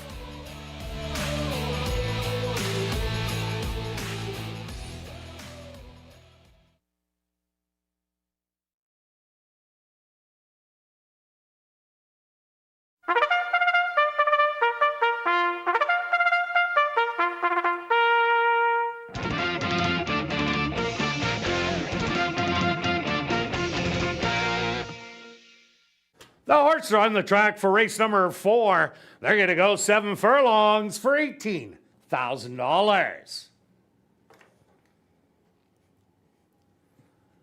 Number 1 is Rough Customer, owned by Ray Blassetti, trained by Victoria Morse with Chavi and Chow. Number 2 is Daddy's Rare Edition, owned by Harrington Stables, trained by Michael Rowe with Javaniel Patterson. Number 3 is L.M. Tucker, owned by Jerry Lambert and Lynn Matthews, trained by Tom Gardapi Jr. with Antonio Whitehall. Number 4 is Green Amazon, owned by Hardball Stable, trained by Stephen Gaskin with Praven Badri. Number 5 is Golden Diversion, owned by Gorno Brothers 2.0, trained by Lee Delaron with Sven Balro. Number 6 is Wicked Black Bullet, owned by Black Diamond and Jerry Geddes, trained by Tom Gardapi Jr. with Rashad Knights. Rounding out the field is number 7, Kentucky Jake, owned by Mama Daly Stable, trained by Fred Rawson with Demario Bino. $50,000 guaranteed pick 4 wagering starts right here in race 4. They'll go to post in 3 minutes.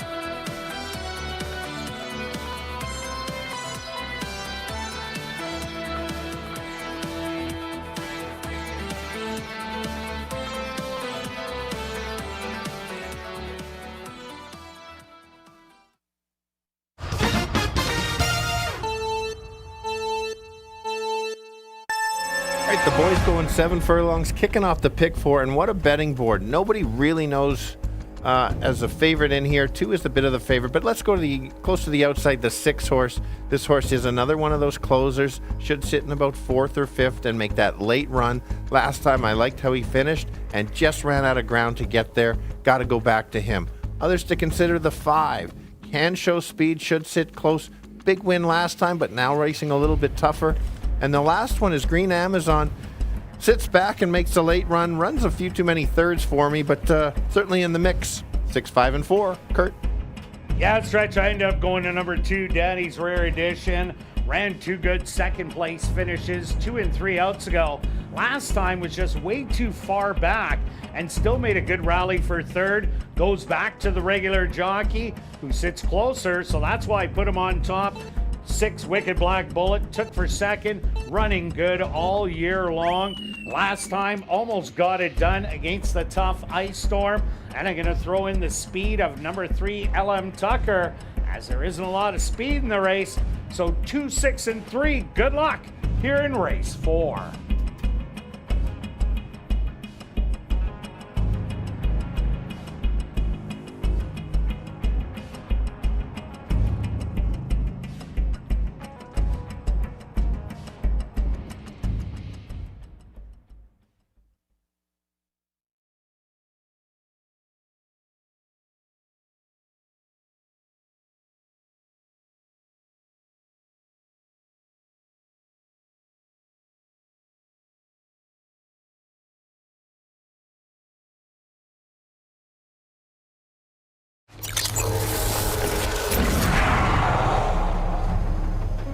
It's now 2 minutes to post time at ASD.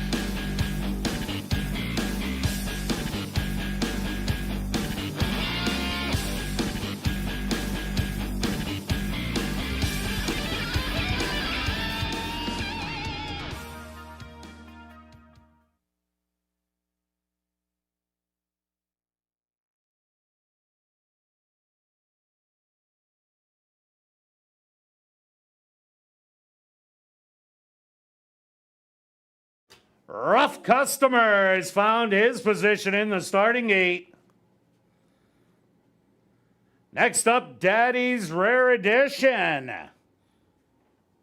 Goes in without jockey Javaniel Patterson. He'll climb back aboard. LM Tucker, the next one in.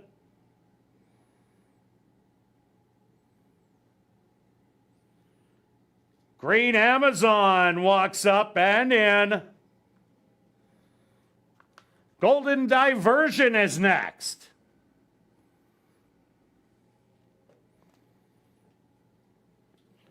Just 2 left to load.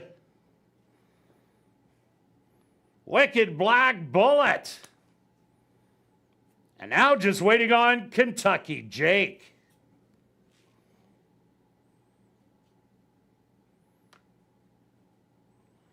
They're all set. They're at the post. And they're off. From the inside, Rough Customer shows good early speed and will be your leader as they pass the grandstand for the first time. LM Tucker settled in right behind in second. 3 wide, Golden Diversion.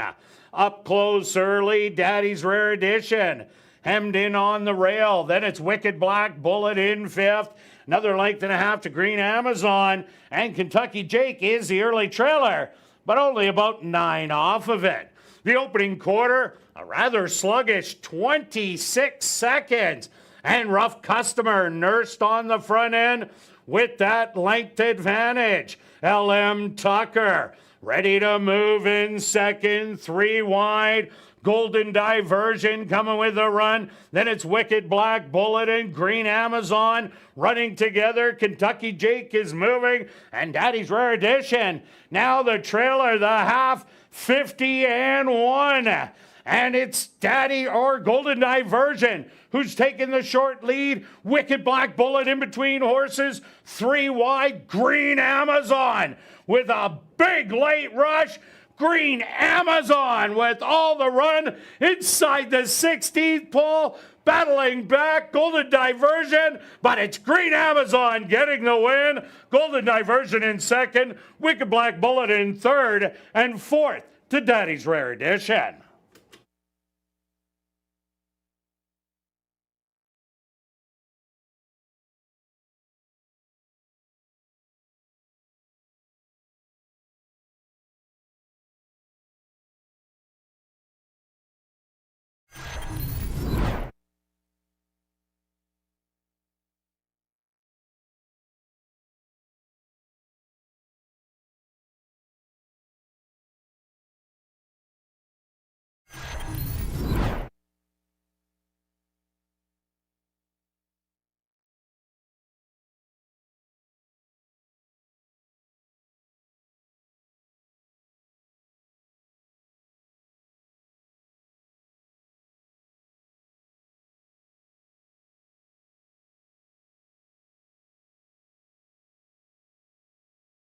The Stewart's opposed to number 4, Green Amazon, as your race winner. A photograph has been called to determine the place and show positions. They went the opening quarter 26 seconds, the half 50-1, 6 furlongs, 1:15-2. Time for the 7 furlongs, 1:28-3.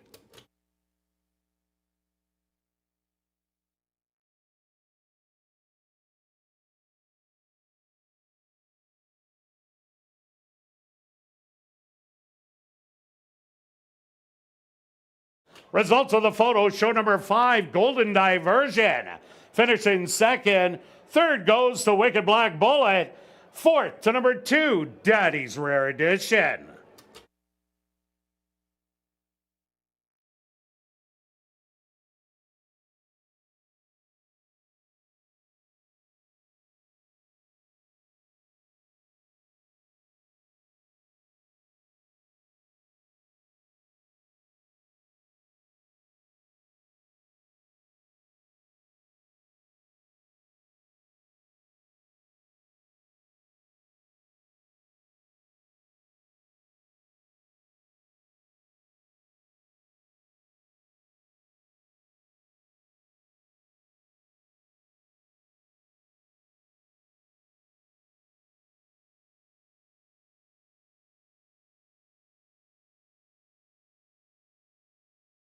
Now entering the winner's enclosure, the official winner here in race 4, that's number 4, Green Amazon. Green Amazon is a big gelding, 4 years old, by Jimmy Creed, out of the mare Kodiak Cocktail by Kodiak Cowboy. Owned by Hardball Stable, trained by Stephen Gaskin, and ridden to victory by Praven Badri. Time for the 7 furlongs, 1:28 and 3. Congratulations goes out to jockey Praven Badri, who scores the double. 2 wins for jockey Praven Badri.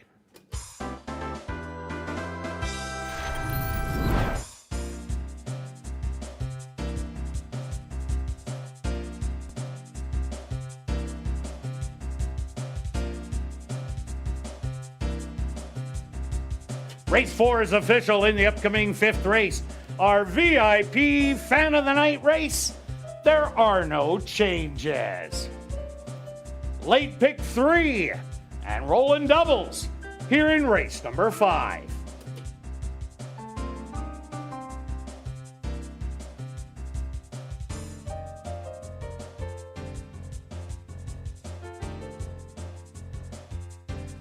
And please take note that we have modified our racing schedule and we have added some dates in September.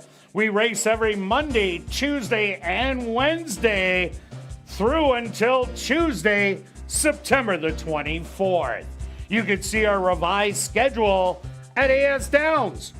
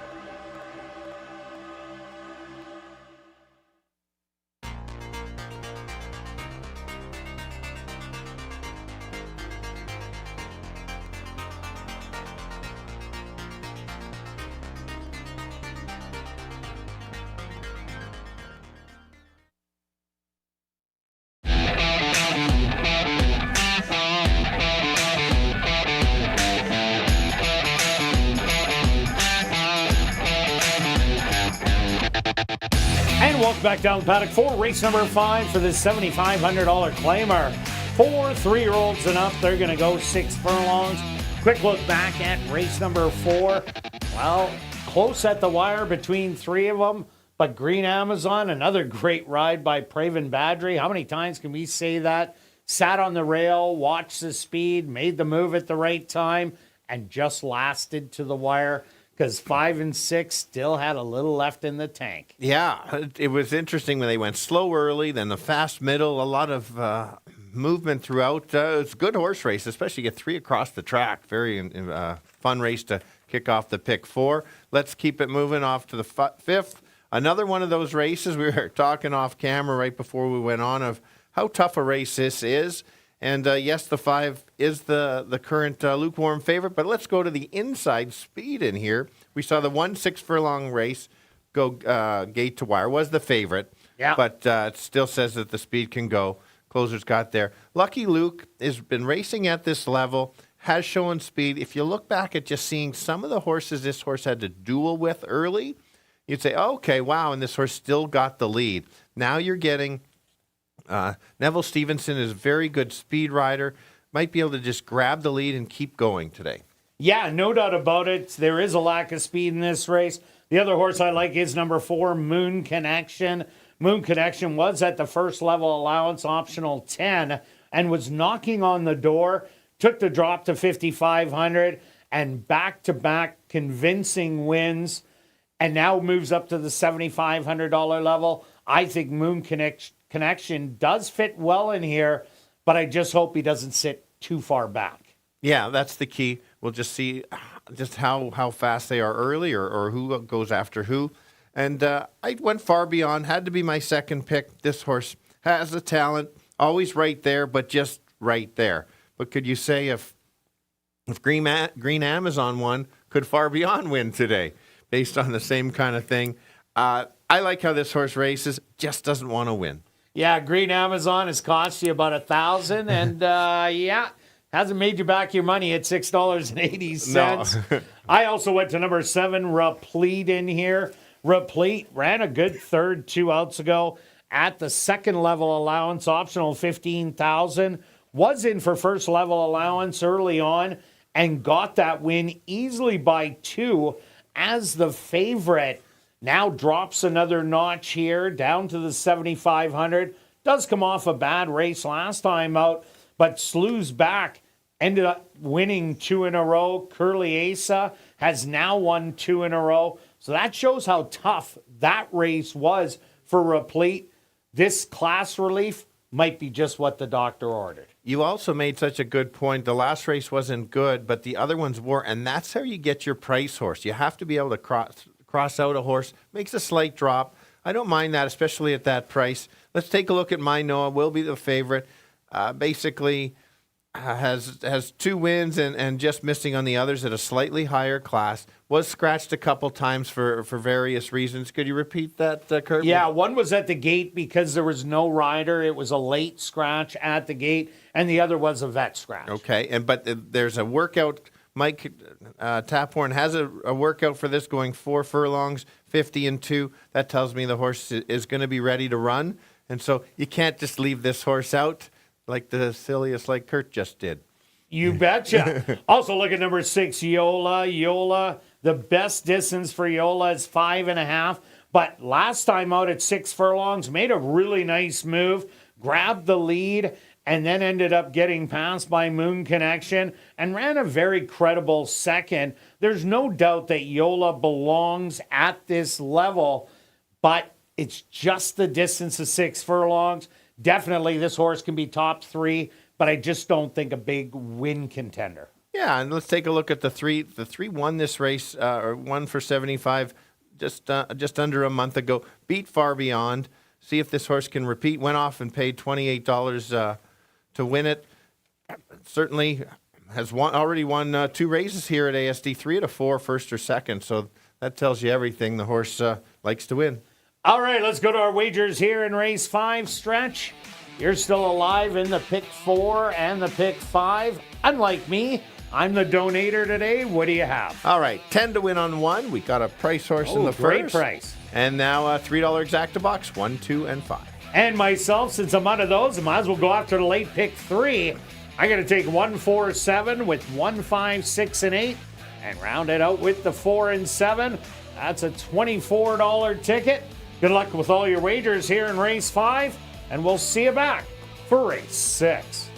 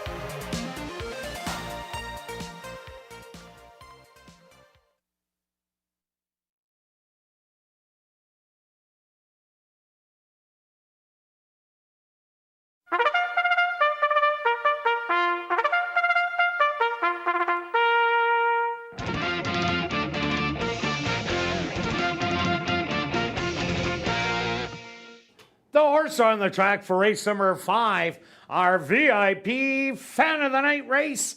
They're going to go 6 furlongs for $14,800. Number 1 is Lucky Luke, owned by Don Sandoval, trained by Lee Delaron with Neville Stevenson. Number 2 is Far Beyond, owned by King Couture and Sharon Newell, trained by Jared Brown with Dario Dalrymple. Number 3 is Screenplay, owned by Murray Clear Sky, trained by Will Toronjo with Antonio Whitehall. Number 4 is Moon Connection, owned by Drop-In Racing, James Keplin and Parker Wallette, trained by Steve Keplin Jr. with Sven Balrup. Number 5 is My Noah, owned by My Three Nieces Stable and Kyle Hebert, trained by Mike Taphorn with Ronald Alley. Number 6 is Yola, owned by Wade Salmon, trained by Elton Dickey with Rashad Knights. Rounding out the field is number 7, Replete, owned by Elton Dickey and Wade Salmon, trained by Elton Dickey with Ronaldo Cumberbatch. Our VIP Fan of the Night race here in race number 5. They'll go to post in approximately 4 minutes.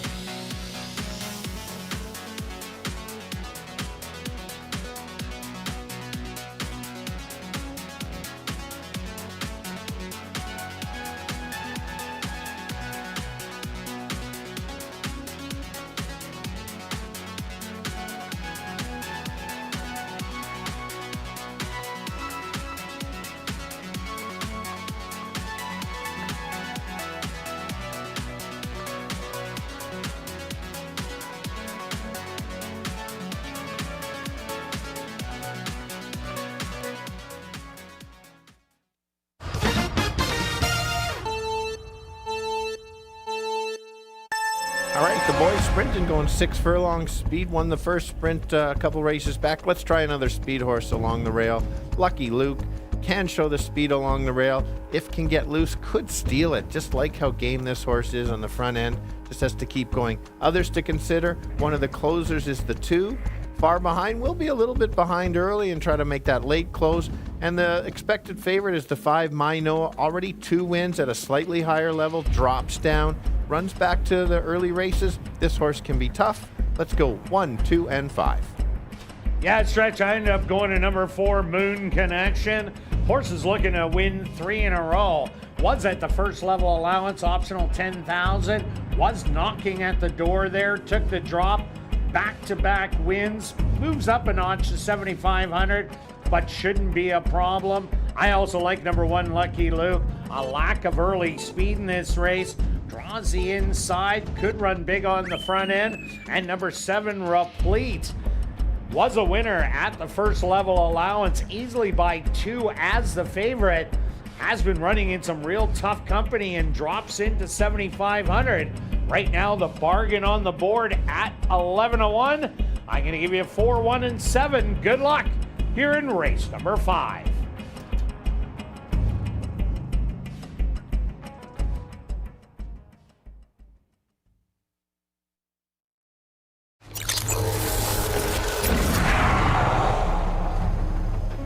It's now 2 minutes to post time at ASD.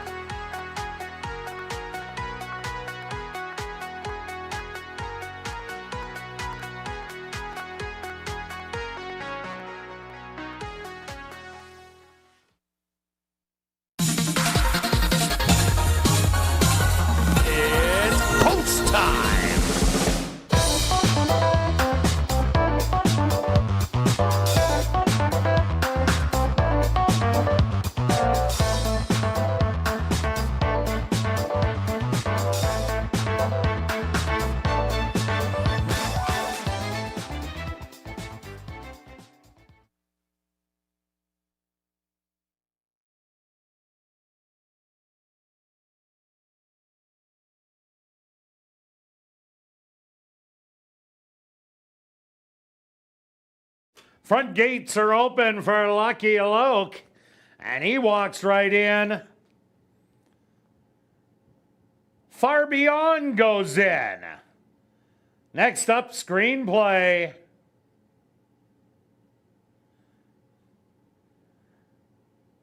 Now it's Moon Connection's turn.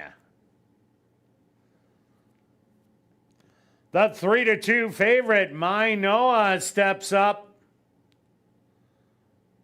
And in. Just 2 left to load. Yola.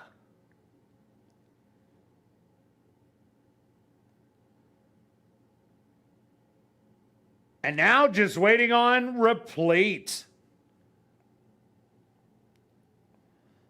The field is set. They're at the post. And they're off. To the outside, Yola shows some good early speed, but here comes Lucky Luke to go by and take the lead by a half a length. Yola back to second, Replete. The stalker 3 wide. My Noah, the favorite, 4 lengths off of it in fourth, followed by Moon Connection, Screenplay, and Far Beyond, the early trailer. 23-3 the opening quarter, and Lucky Luke and Yola in a fierce battle. Replete moving 3 wide, 4 wide. My Noah starting to pick up ground, 4 wide, but now Yola took over the lead. 47 the half mile. My Noah to the outside. Now goes on by and pokes a nose in front, trying to battle back. Yola on the inside. A late rally on the outside from Moon Connection and Far Beyond. My Noah, but here comes Moon Connection. Right on by. Moon Connection takes it. My Noah second best. Close for third and fourth between Far Beyond and Yola.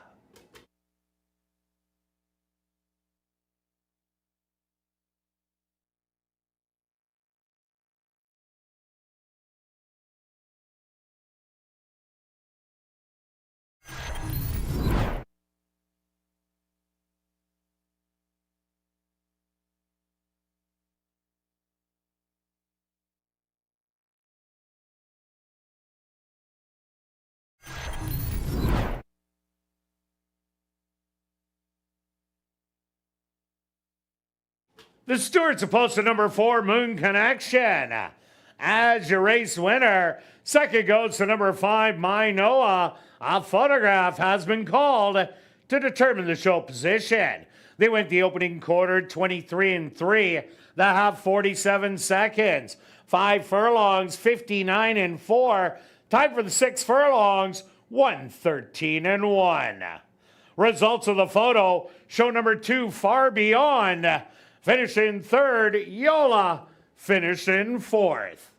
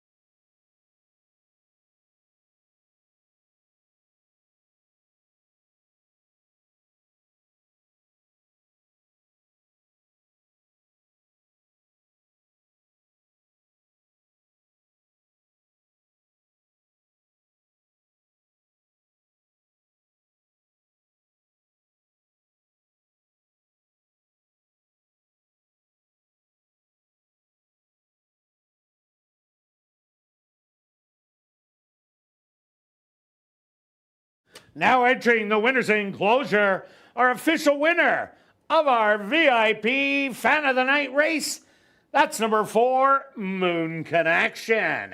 Moon Connection is a chestnut colt, 4 years old, by Connect, out of the mare Shine Time by Malibu Moon. Owned by Drop-In Racing, James Keplin, and Parker Wallette. Trained by Steve Keplin Jr., and ridden to victory by Sven Balrell. Time for the 6 furlongs, 1:13-1. Race 5 is official in the upcoming 6th race.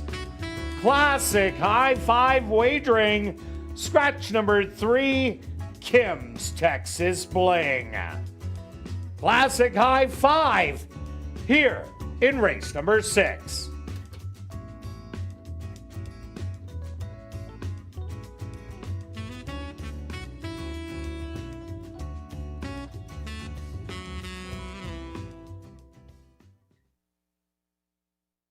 Well, you better hurry and get your 50-50 tickets. The jackpot is currently at $2,230 and still growing. Tickets 1 for 10, 10 for 20, 50 for 50, or 200 for $100. Get your tickets at Guest Services, the VLT Cashier's Cage, the 50-50 Ticket Seller, or at 5050.asdowns.com. Ticket sales will close at 9:50 p.m., just a little over 8 minutes away. So get your tickets now.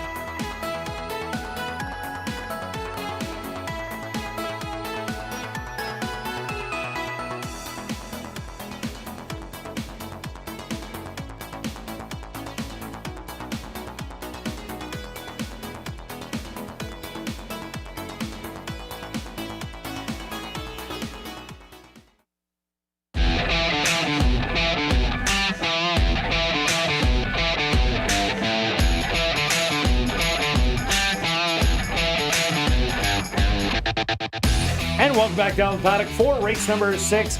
We have a $5,500 claimer for fillies, mares, 3-year-olds and up.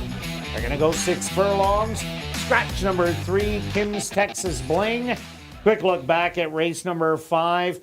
Well, Moon Connection, definitely on a roll. 75, not a problem. No, and that's, like I've said a few times this time of year, they can move up the ladder when they're that sharp, and the streak continues. We'll see where they spot them next time. Let's keep going, and that was your top selection. It was, wasn't it? Very nice. I got another winner. All right. So let's go with my top selection. We'll go to the 6 current favorite. Races have been so good today, competitive. This horse has won 3 in a row, trying to go for 4 in a row. We've got I've heard Grays go faster, and we've got another Gray. We've had 1 win already with the Grays, so how do you not take the Gray? So this horse has been so good, sitting back. There's a pace battle up front, I expect, and the Gray swoops them.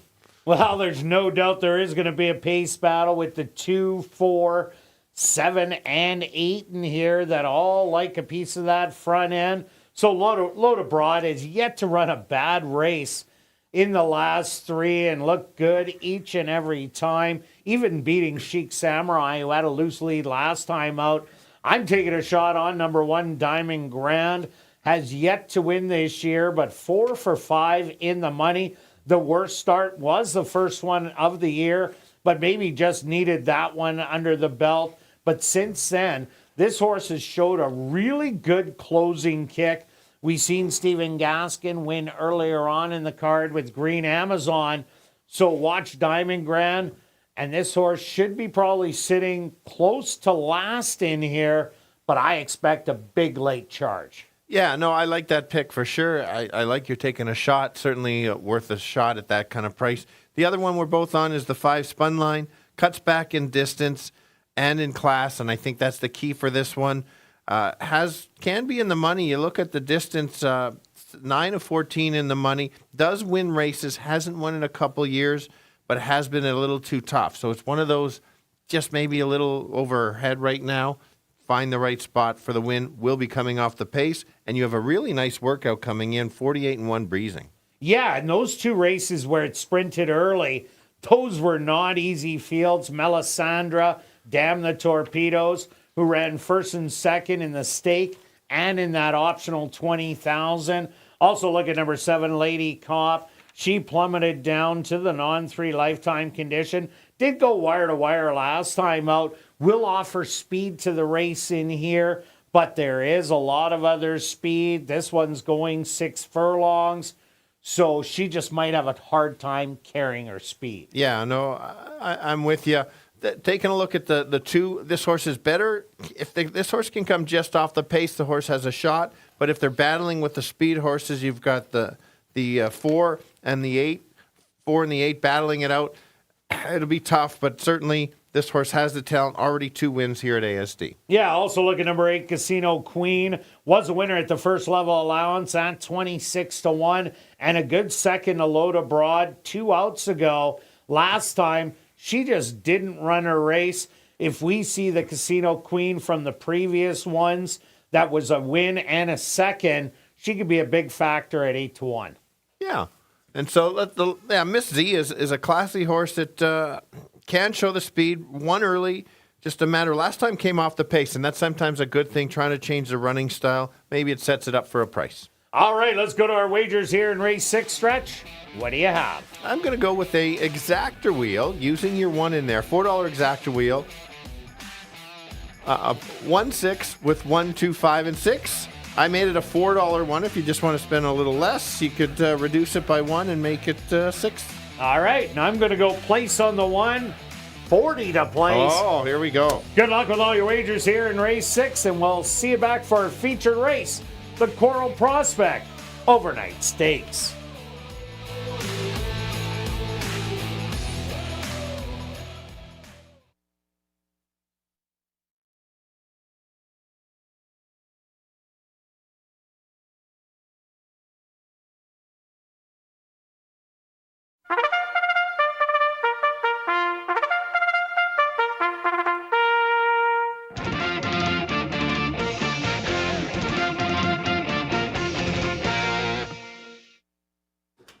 Horses are on the track for race number 6.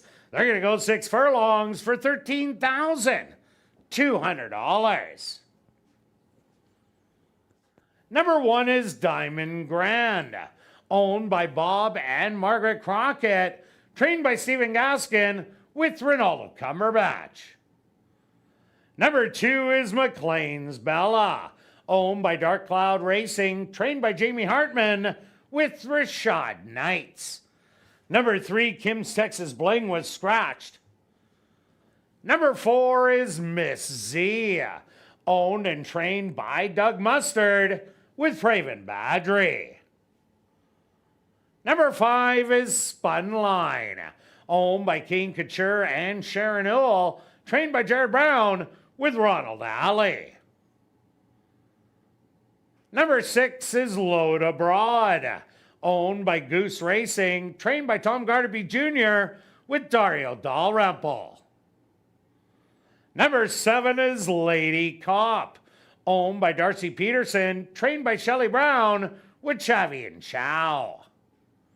Rounding out the field is number 8, Casino Queen, owned by Henry Witt Jr., trained by Lee Delaron with Neville Stevenson. Classic high five wagering here in race number 6. They'll go to post in approximately 3 minutes.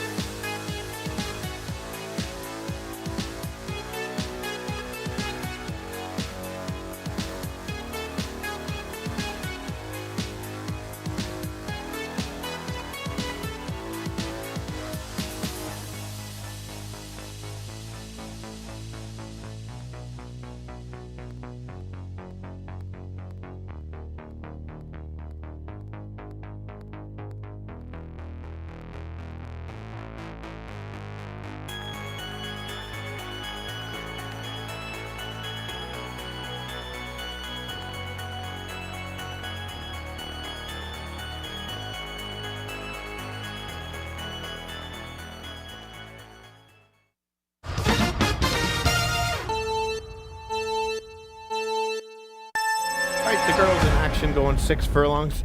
Yeah, there's going to be a big favorite in here, but very competitive field. Why the 6? I think she's going to get a great trip sitting just behind the early pace battle, maybe in 4th or 5th, and make that late run. Looking for 4 in a row, always tough to do. I think she has a shot. The price play is the 1, also same running style. We'll sit back probably about 5th or 6th and try to make that late run. Can't get too far back if it wants to beat the 6. And the classy dropper from a longer distance to a shorter, that's the 5. So let's go 6, 1, and 5. Kirt. Yeah, Stretch, I ended up going to number 1, Diamond Grand. A pile of early speed in here. Load Abroad, yeah, that's the horse to play. I just don't like the odds. It's probably going to be about 3 to 5 at post time. So I went to number 1, Diamond Grand. Has been beaten by Load Abroad, but sitting a little too far back. With the heated battle that can happen on the front end, maybe Load Abroad makes the move early and Diamond Grand will swoop them all. And I do like number 5, Spun Line, finally dropping in class down to the 55. This horse definitely can sprint and does come off the pace. So I'm going to give you 1, 6, and 5. Good luck here in race 6.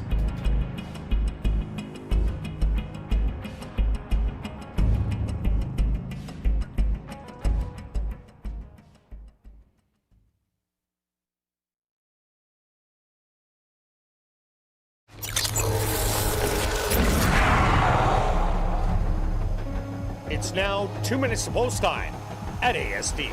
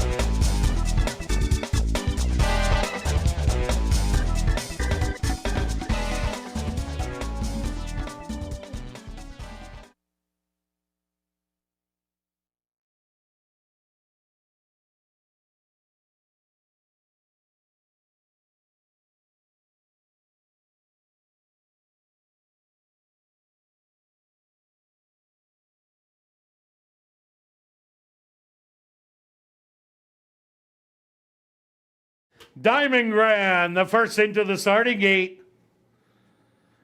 McLean's Bella moves in. Next up, Miss Z. Spunline's turn.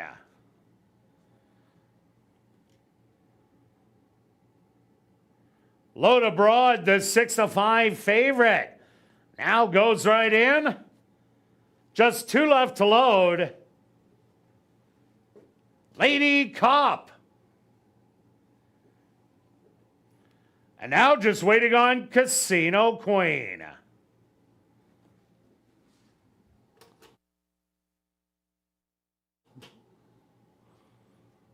They're all in. They're at the post.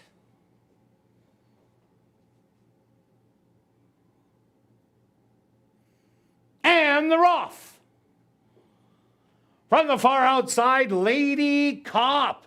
She's going to show her early speed, but matched on the far outside by Casino Queen. Settled right in behind McLean's Bella and Spunline. They're running as a pair. Another length back to Load Abroad. In a good position on the outside in 5th. Another length and a half to Miss Z. And Diamond Grand can see them all. The opening quarter, 23-4. And battling it out, Lady Cop and Casino Queen. They're going to get company as a big move by Load Abroad and Spunline. Those two now go on by, and they're the next battlers.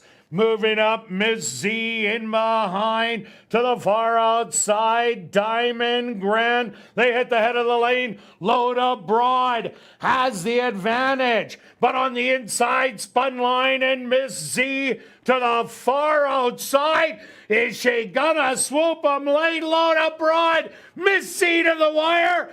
Too close to call between Load Abroad and Miss Z. Third is going to go to Spunline. 4th to Diamond Grand. And close for 5th.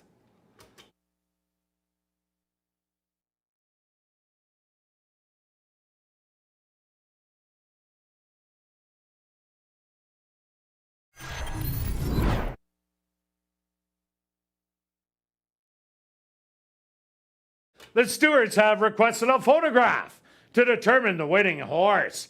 They went the opening quarter 23-4, the half 47-2. 5 furlongs, 1 minute and 3/5. Time for the 6 furlongs, 1:14-3.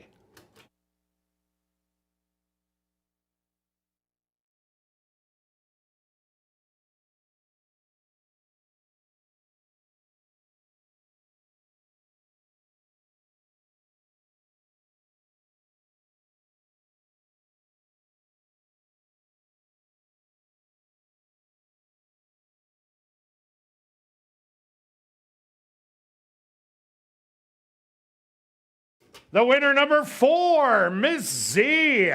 Second to number 6, Load Abroad. Third to number 5, Spunline. Fourth to number 1, Diamond Grand. And 5th to number 7, Lady Cop.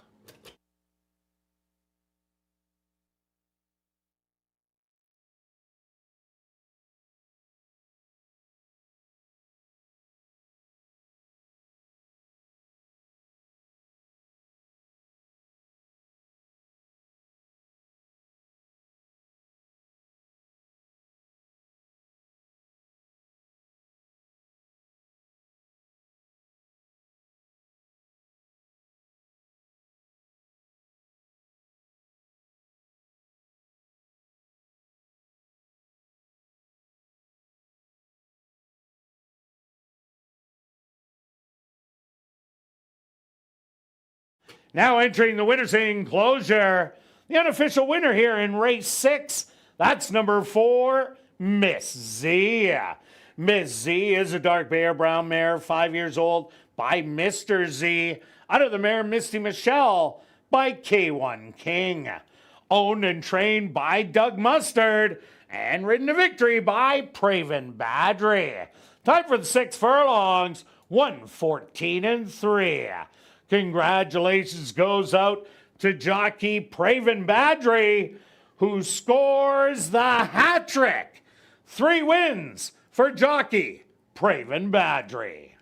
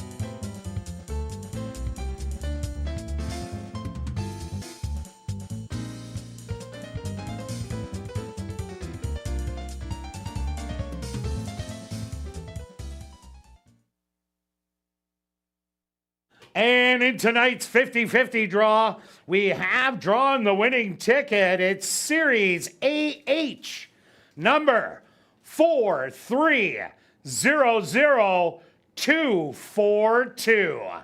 Congratulations, you've won $1,220, and that ticket was purchased on track. You can collect your winnings at guest services on the main floor, South End.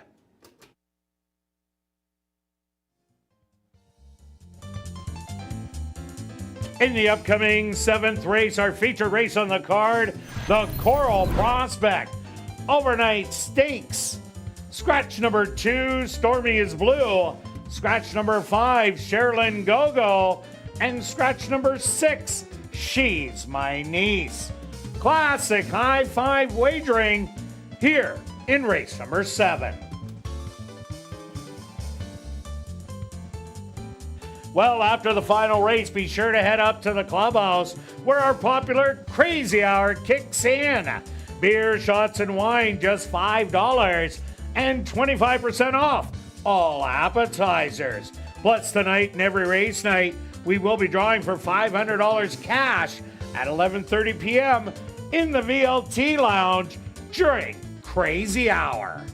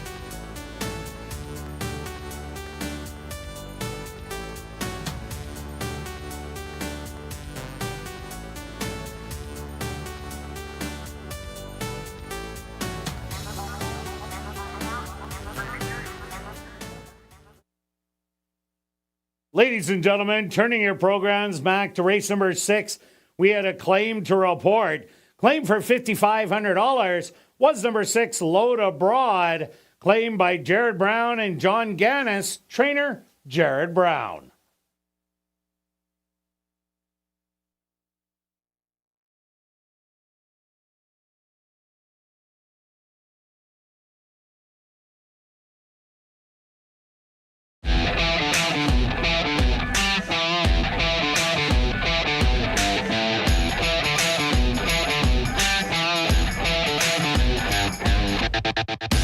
And welcome back down paddock 4, race number 7, our featured race, the Coral Prospect Overnight Stakes for older fillies and mares, going 1 mile and a 16th.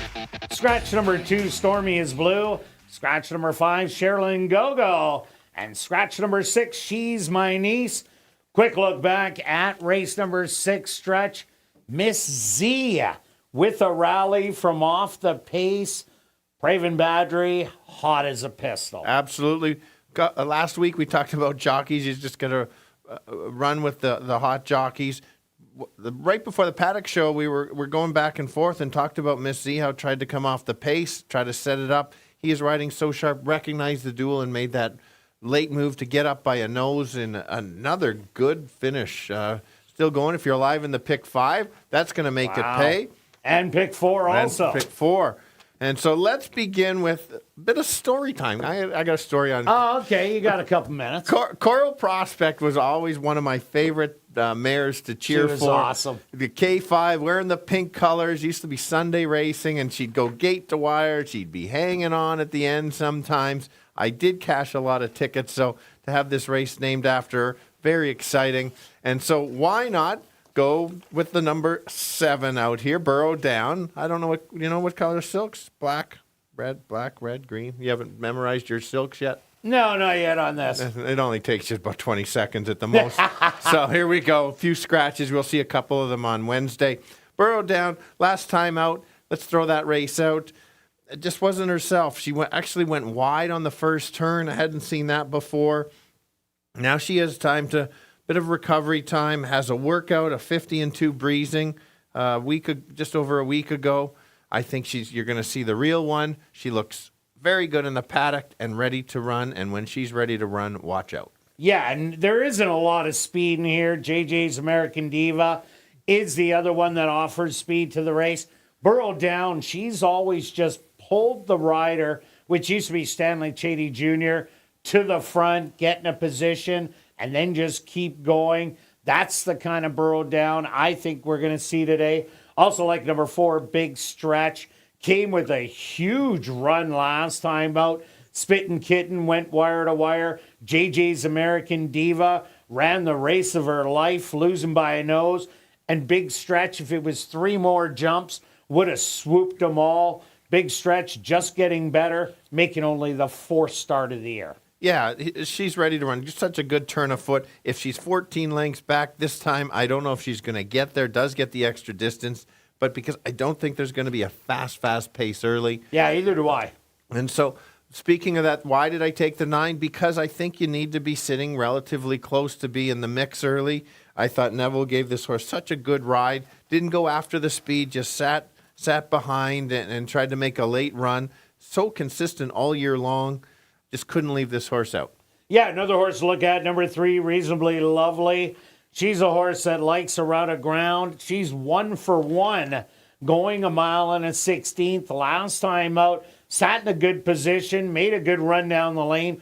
Only got beat by a length and a quarter. Steve Keplin Jr., he's been on fire all year long.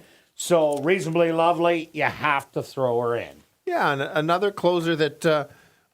won her first start. That's the one horse going off at 9-1 with the scratches. You got to almost throw out the morning line prices.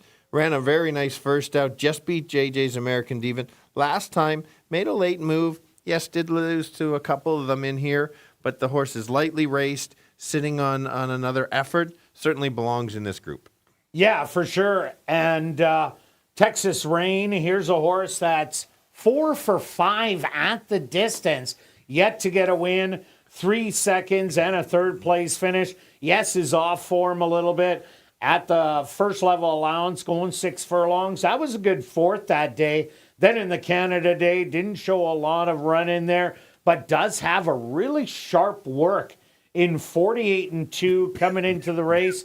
So you could throw her in, maybe to get a little bit of a price. Stretch, wagers? Wagers, here we go. All right, here we go. Up my exactor a little bit. Normally it's 10. Let's make it $15 exacta wheel 7 with 4.9. That's $30. Just wanted to spend the $1. It'd be 7 with 4.9 for the $2. Spend a little. This is a good race. And myself, I'm going after the tractor. 4-7 with 3-6. A $1 one, $4. You should add the 9, Kirt. Spend, maybe reduce it anyway. Keep going. Sorry, Yeah. throw the wedge. You're going to pay for it. I don't know how I got the 3-6 in there. It is supposed to be 3-9. I took a scratch horse. I'm trying to make it cheaper. Oh, okay, 3.9. That would It's make actually 3-9. And then I'm going to do the wedge. 4-7 with 3-9 with 4-7. That's another one for $4. I'm making them both 5. So it's $20 each, costing me $40. Good luck with all your wagers here in race 7. And we'll see you back tomorrow, 6:45 Central, for ASD Live.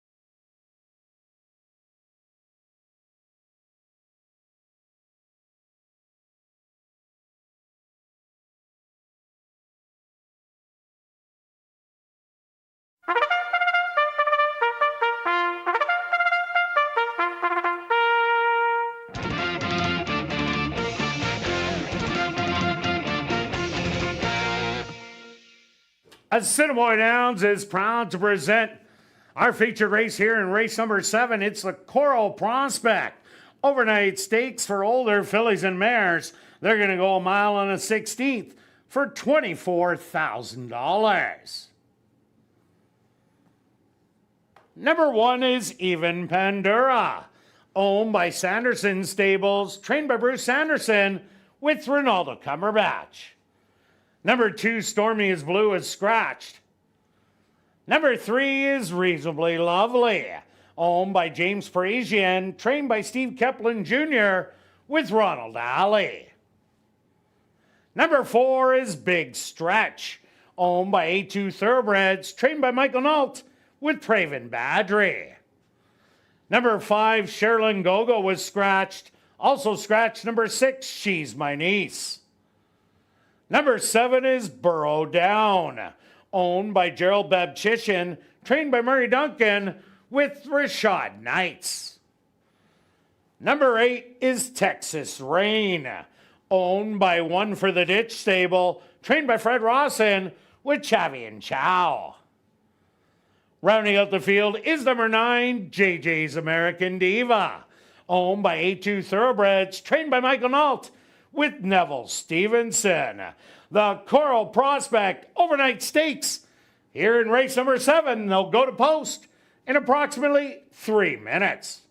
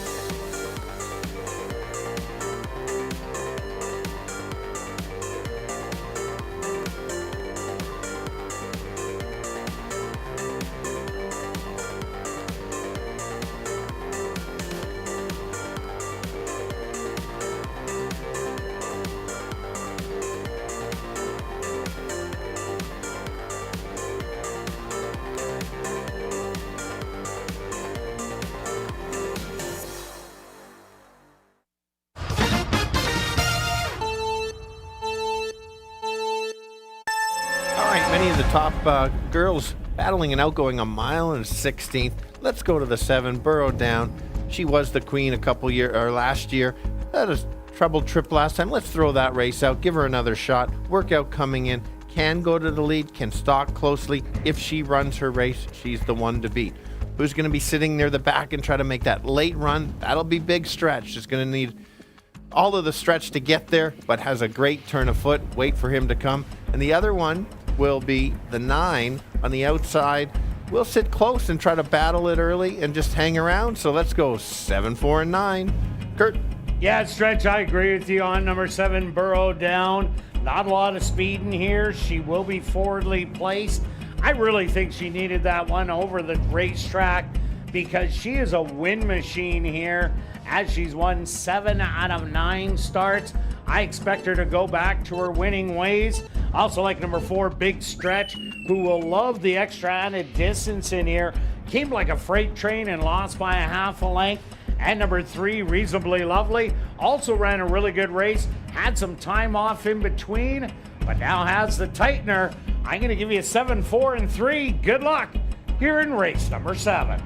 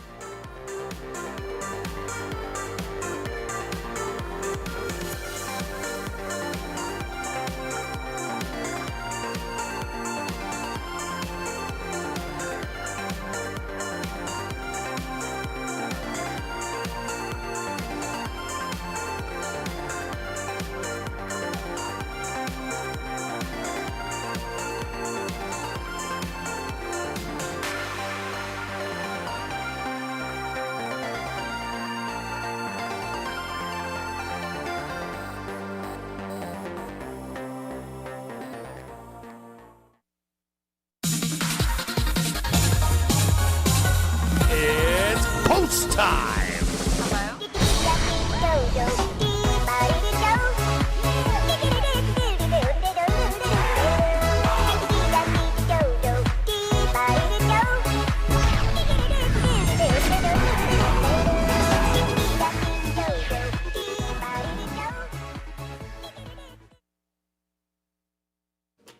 Even Pandora leads the fillies and mares into the starting gate. Next up, Reasonably Lovely.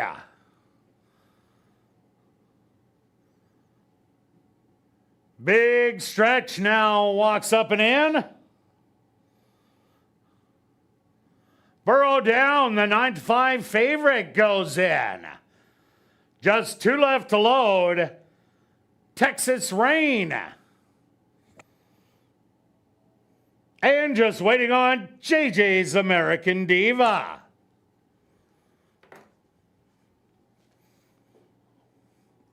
They're at the post.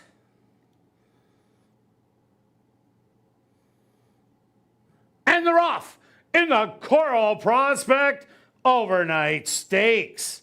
To the far outside, JJ's American Diva. Trying to go out and does grab the early lead as they are going to pass the grandstand for the first time. Burrow Down on the outside in second. On the rail, Even Pandora in third. Reasonably Lovely back in fourth with Texas Rain to the outside in fifth. And Big Stretch about 10 lengths back, waiting for the late charge. They went the opening quarter 25 and 3. And JJ's American Diva fully in control, up by 3. Even Pandora and Burrow Down starting to move up from second and third. Back in fourth, Texas Rain. And then Reasonably Lovely and Big Stretch is still the trailer. 49 and 2.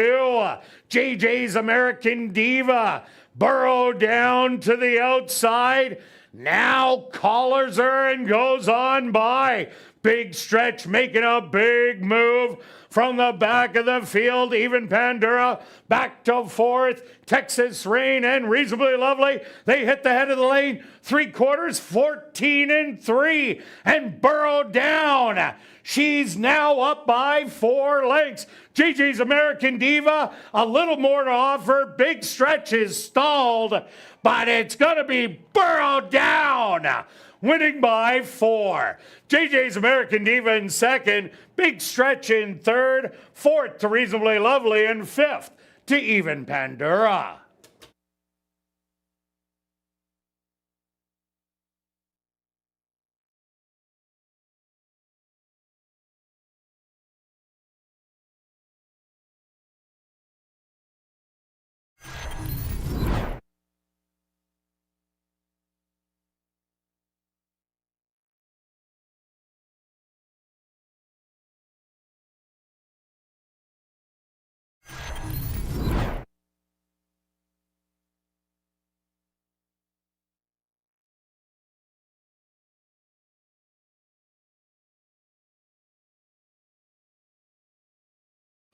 The stewards opposed to number 7, Burrow Down, as your race winner. Second goes to number 9, JJ's American Diva.